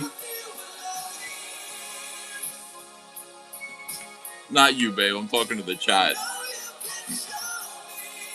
All right, hold on. Let me show you this. This is kind of nonsense that I put up with from people. This is Dee Snider's kid. Remember Dee Snider from Twisted Sister? Dude, look at this. dude, are you really in support of this talentless piece of shit? I love you. By the way, when people say this to me and I don't even know him, like this is D. Snyder's kid, I don't know him. And I believe in your free speech. And I have not changed my feelings about you in a decade. But this guy, do you really plan to prop up this level of. Do you really plan to prop up this level? Yeah, it's from 2 years ago. Of dog shit comic. And this brand of insidious shittiness through how he behaves online.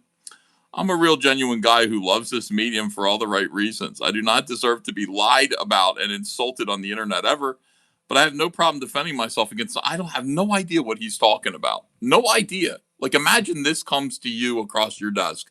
I have no idea what he's talking about. I felt like maybe you don't know what is going on here with him, and I want to give you a heads up. This guy is a do anything for clout son of a bitch, and he's going to bury you if you're not careful. How right was that? He's using you to help him gain power, and then he's going to turn everyone against you.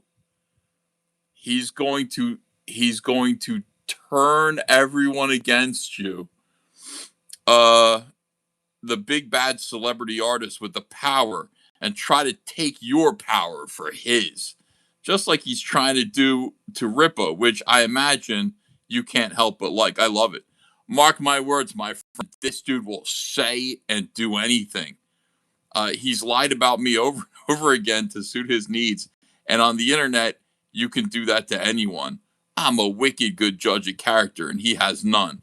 Love and respect, my friend. Hope this finds you well. This is PTP shit too. Jesse, what's he doing to you? Hold on a second here. I lost it. Okay, here we go. Jesse, what's he doing to you? Nothing that really give a shit about. He can attempt to slander me all he wants. I reposted every last attempt to insult me because he's fucking delusional. But he is making your cause look awful. He's making my cause look awful. He's an unscrupulous delinquent who doesn't know anything about anything, and he thinks he does.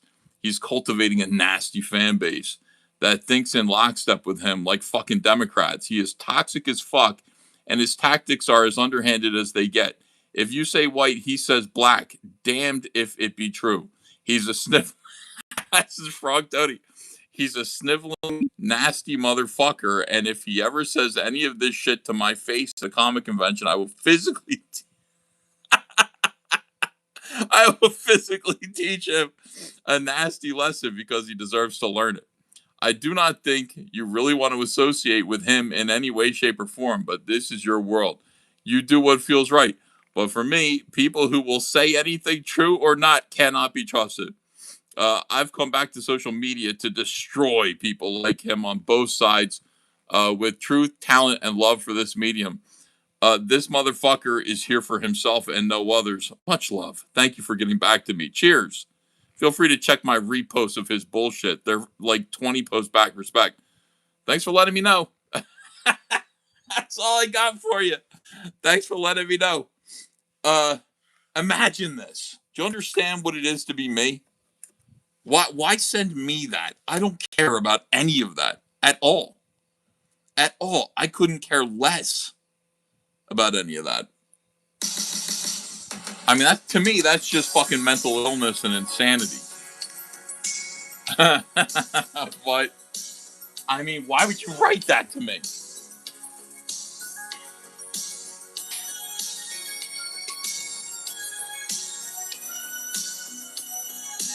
I don't know. Comicscape.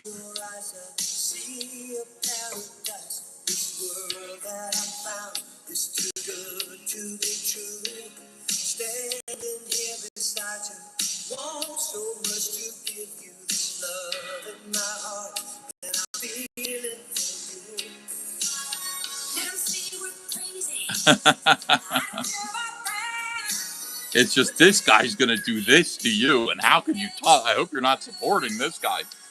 Jesus. Get out of here. And I don't care if you're right. I don't want to hear it. Like, I don't care.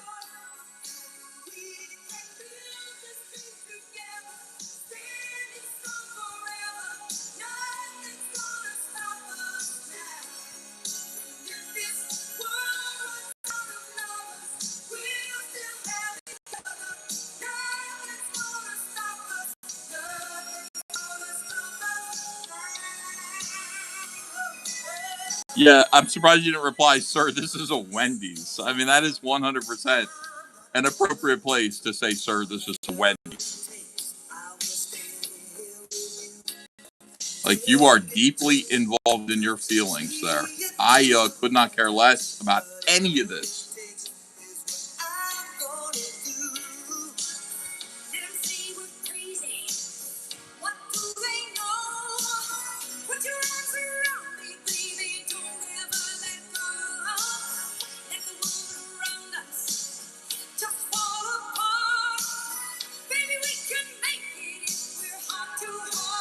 And by the way, the idea that I'd ever let Frog Tony get so close to me that he could do any real harm is an insult.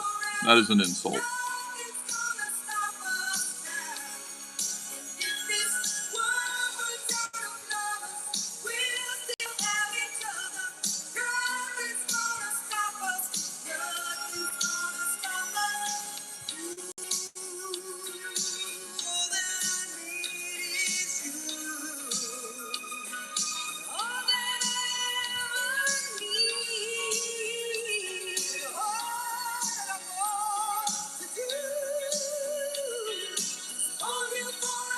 Stan Labuda says, so thanks for letting me know means I don't care, lol. It could.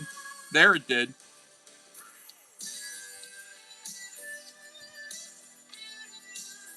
It's more like I'll file that opinion away. I have no use for it right now.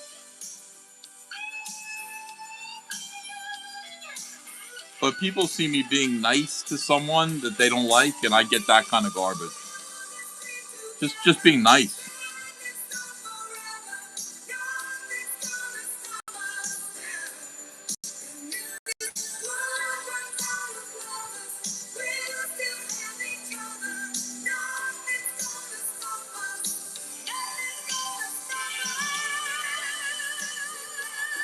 Ladybug says, when can I get this comic? We're working on it right now. The link to back it is in the description. CyberFrog 3, Red Extermination. Make sure that you've reserved your copy of it. Go into my comments, description, and order one. Ruby King says, good morning. So you were always on to Frog Tony? I fucking don't care.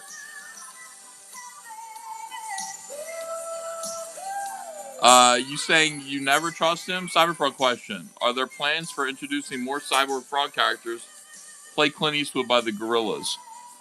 No, I'm saying this. Here's what I'm saying, Ruby King. It's not that I don't trust Frog Tony and I never did. It's that he's not that important to me. Okay? Me being cool with him and me, enjoying being on his stream now and then means nothing to me. It means everything to certain people who are watching it happen, though. And that's disturbing to me. I receive all kinds of listen, if you're in my circle at all ever, I have received messages from people saying that you're dangerous to me. Every one of you. Just like that. Long-winded, crazed messages from people telling me that you are dangerous to me. And I file them all away with thank you for your opinion. Maybe it's true, maybe it isn't true, but it just isn't a problem. Like, Frog Tony is not a problem. And, Jesse Blaze was right. I'm absolutely right in the sense that, yeah, Frog Tony absolutely did do that. He did try to turn on me and turn people against me. That's what he's doing right now.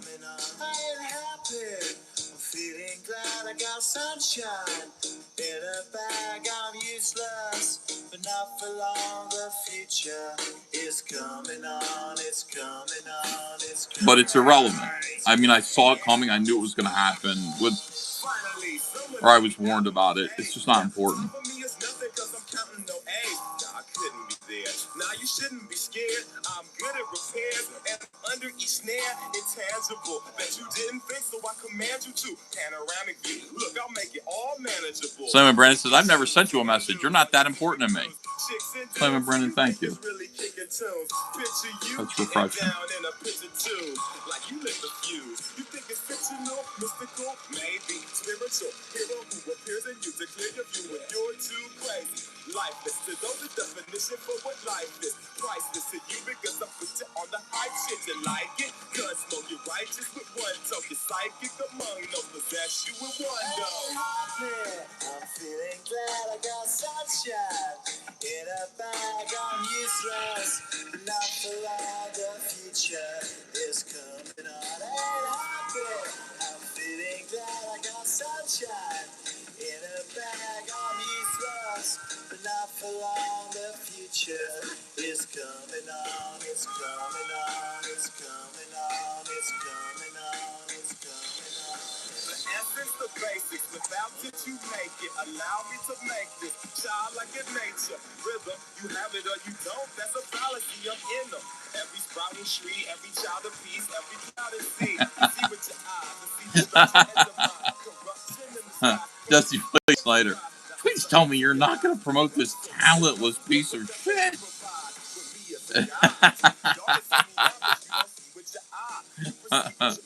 Oh my God. No, I'm going to. I'm going to promote him. I'm going to make him a big star. I'm going to give him all this power and clout. And then he's going to use it against me and you.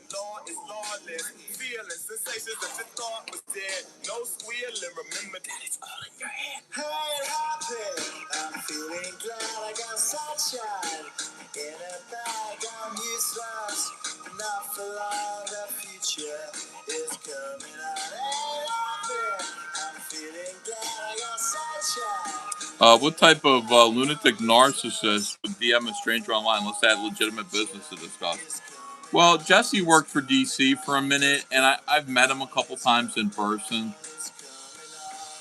He's strange. Like I don't know Jesse that well. I don't know who he is. He doesn't understand politics. Like he'll say weird stuff to me, like, yeah, man, I know what you mean about SJWs. I'm sick of these racists, and I'm like, what? Like he thinks SJWs are like what they accuse us of being, which is cute, but like I don't think he understands like who we are and what we're being accused of.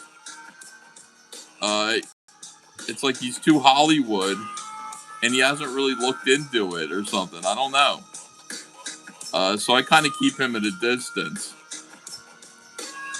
Very much like Fraga, I would say. I get Fraga vibes from him. But I mean, I've known Fraga. Like Fraga was actually a friend. I don't know Jesse that well at all. So I don't need to put up with it. I don't need to tolerate him. I don't need to talk to him.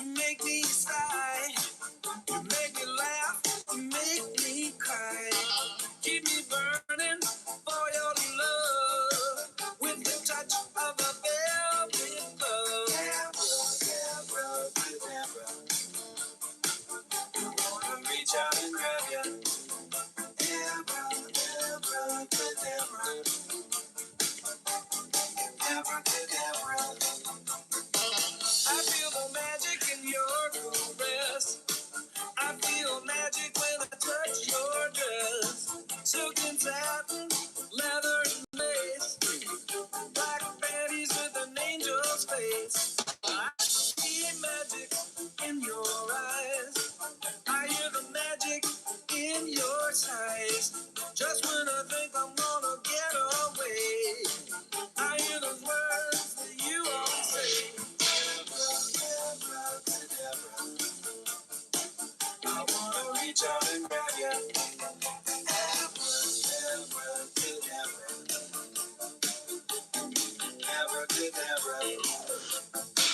Every time you call my name, I heat up like a burning flame,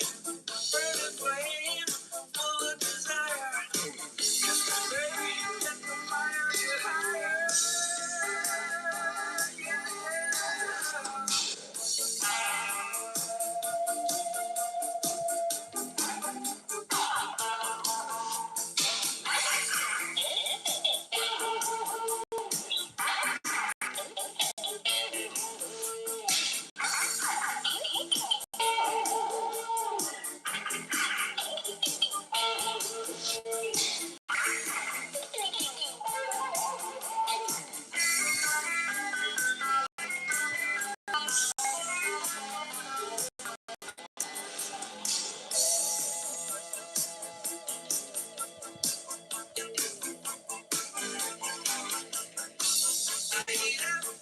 I can't cool down. My situation goes. I can't cool down. My situation goes.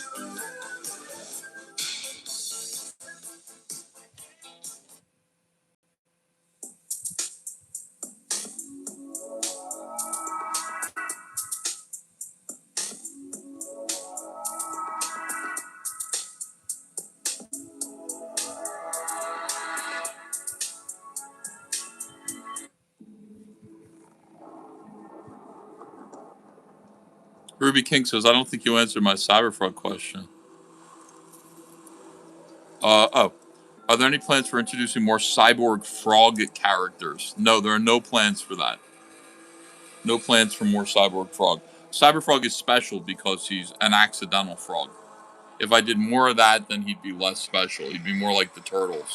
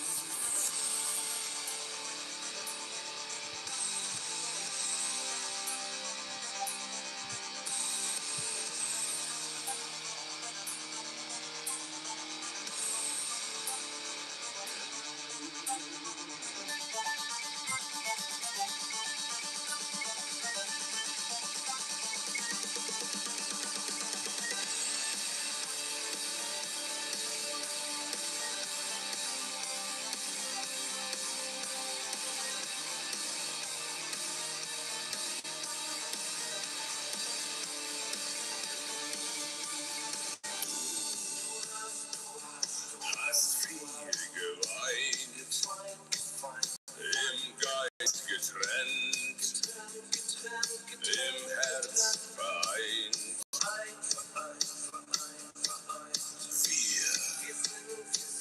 Wir sind schon sehr lang zusammen. Dein Atem kalt, das Herz in Flammen.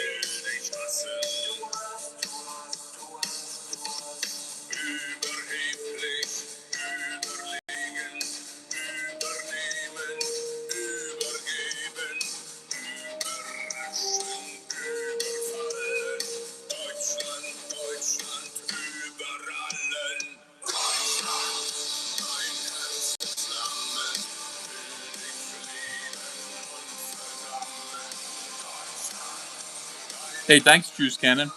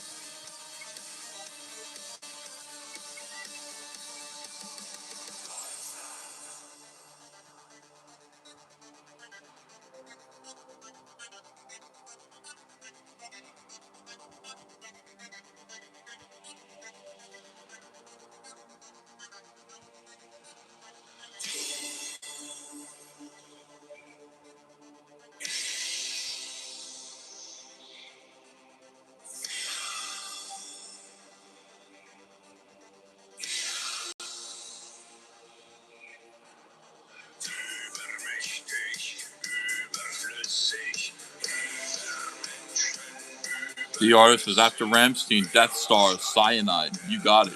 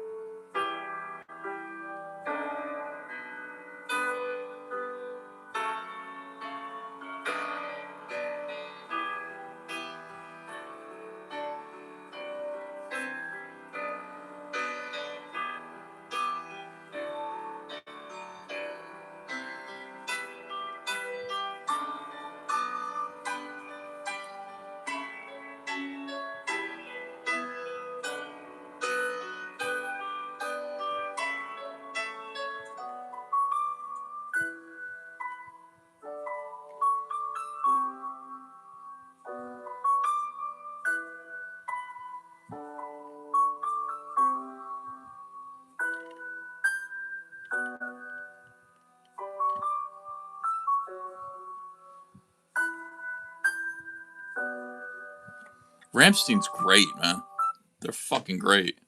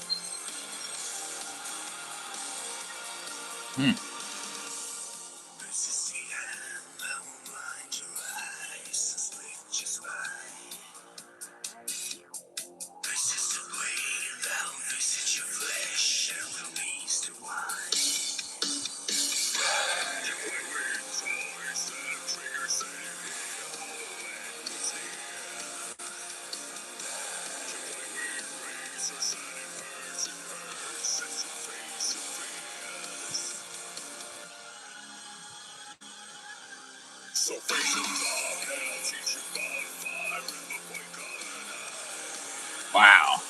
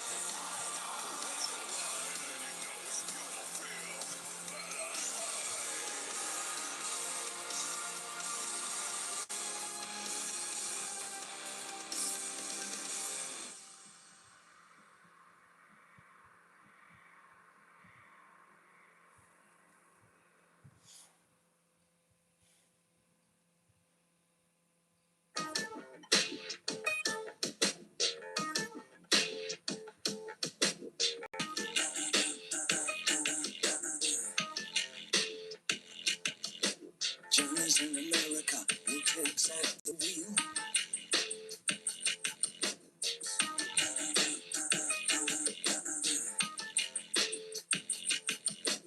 No one needs anyone, they don't even just pretend.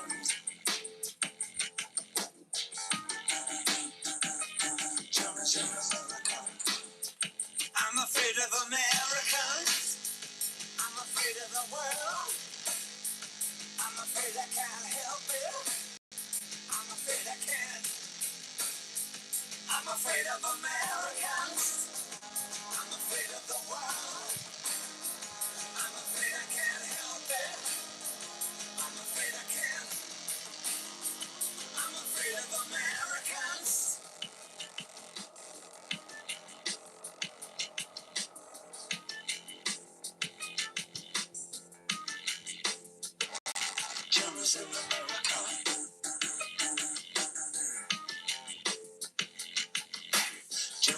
a brain.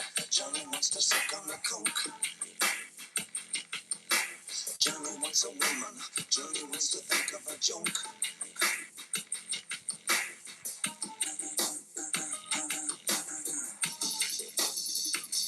Johnny's an American. I'm afraid of Americans. I'm afraid of the world. I'm afraid I can't help it. I'm afraid I can't. I'm afraid of Americans. I'm afraid of the world. I'm afraid I can't help it. I'm afraid I can't. I'm afraid of Americans.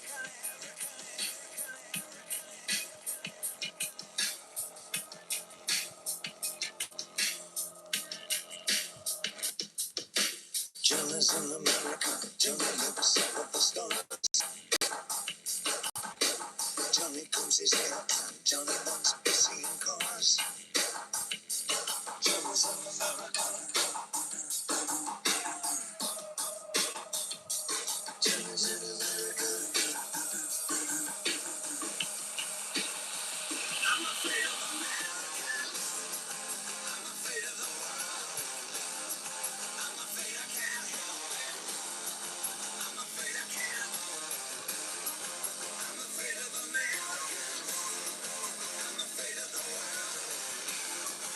I'm afraid I can't help it. I'm afraid I can't.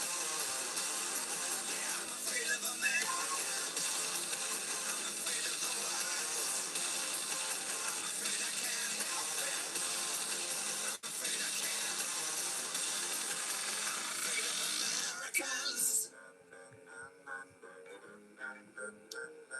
Americans. God is in America. God is in America. God is in America. God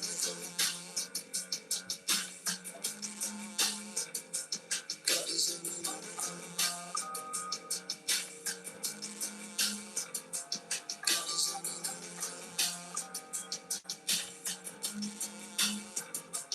God is in America. God is in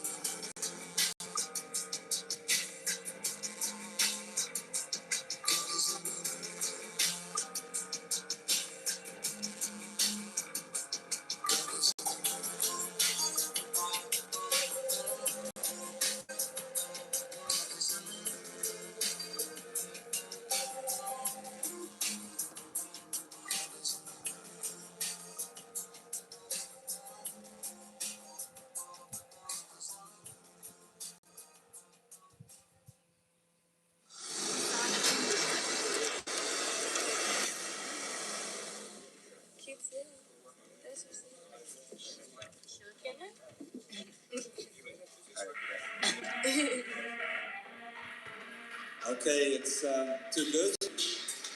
Defense mode.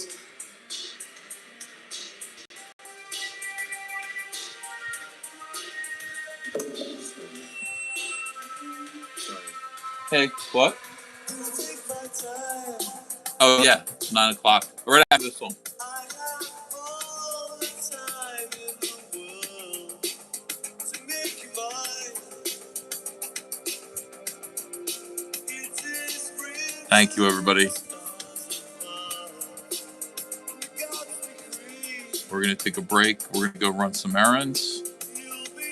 I'm gonna make some new prints. We'll be back here at around 11 o'clock, and then we're going to EFAP,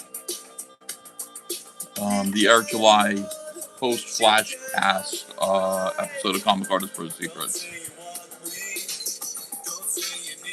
By request. And I'm going to have 25 prints, like an exclusive print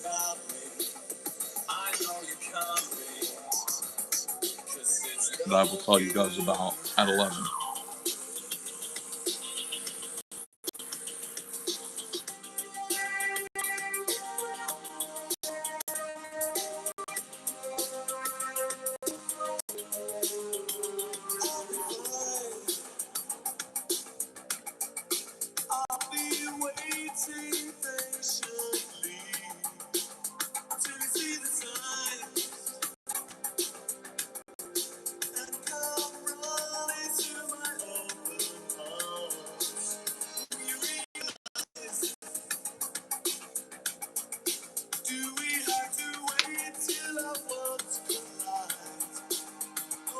of your eyes. You've got to back the time. Don't say you want me. Don't say you need me. Don't say you love me. It's understood. Don't say you're happy. Oh, I love it. I love Spite and Rumblebee combined. It's no good.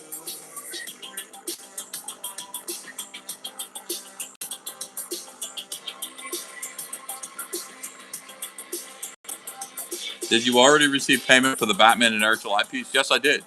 Why? Well, Red, you wanted to make a bid for it?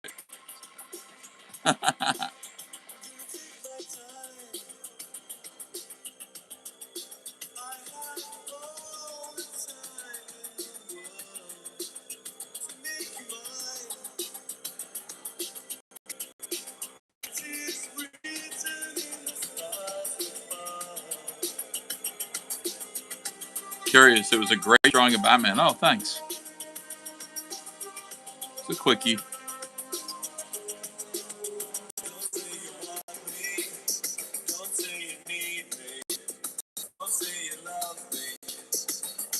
It's understood. Don't say you're happy out there without me. Don't say you're happy, 'cause it's no good.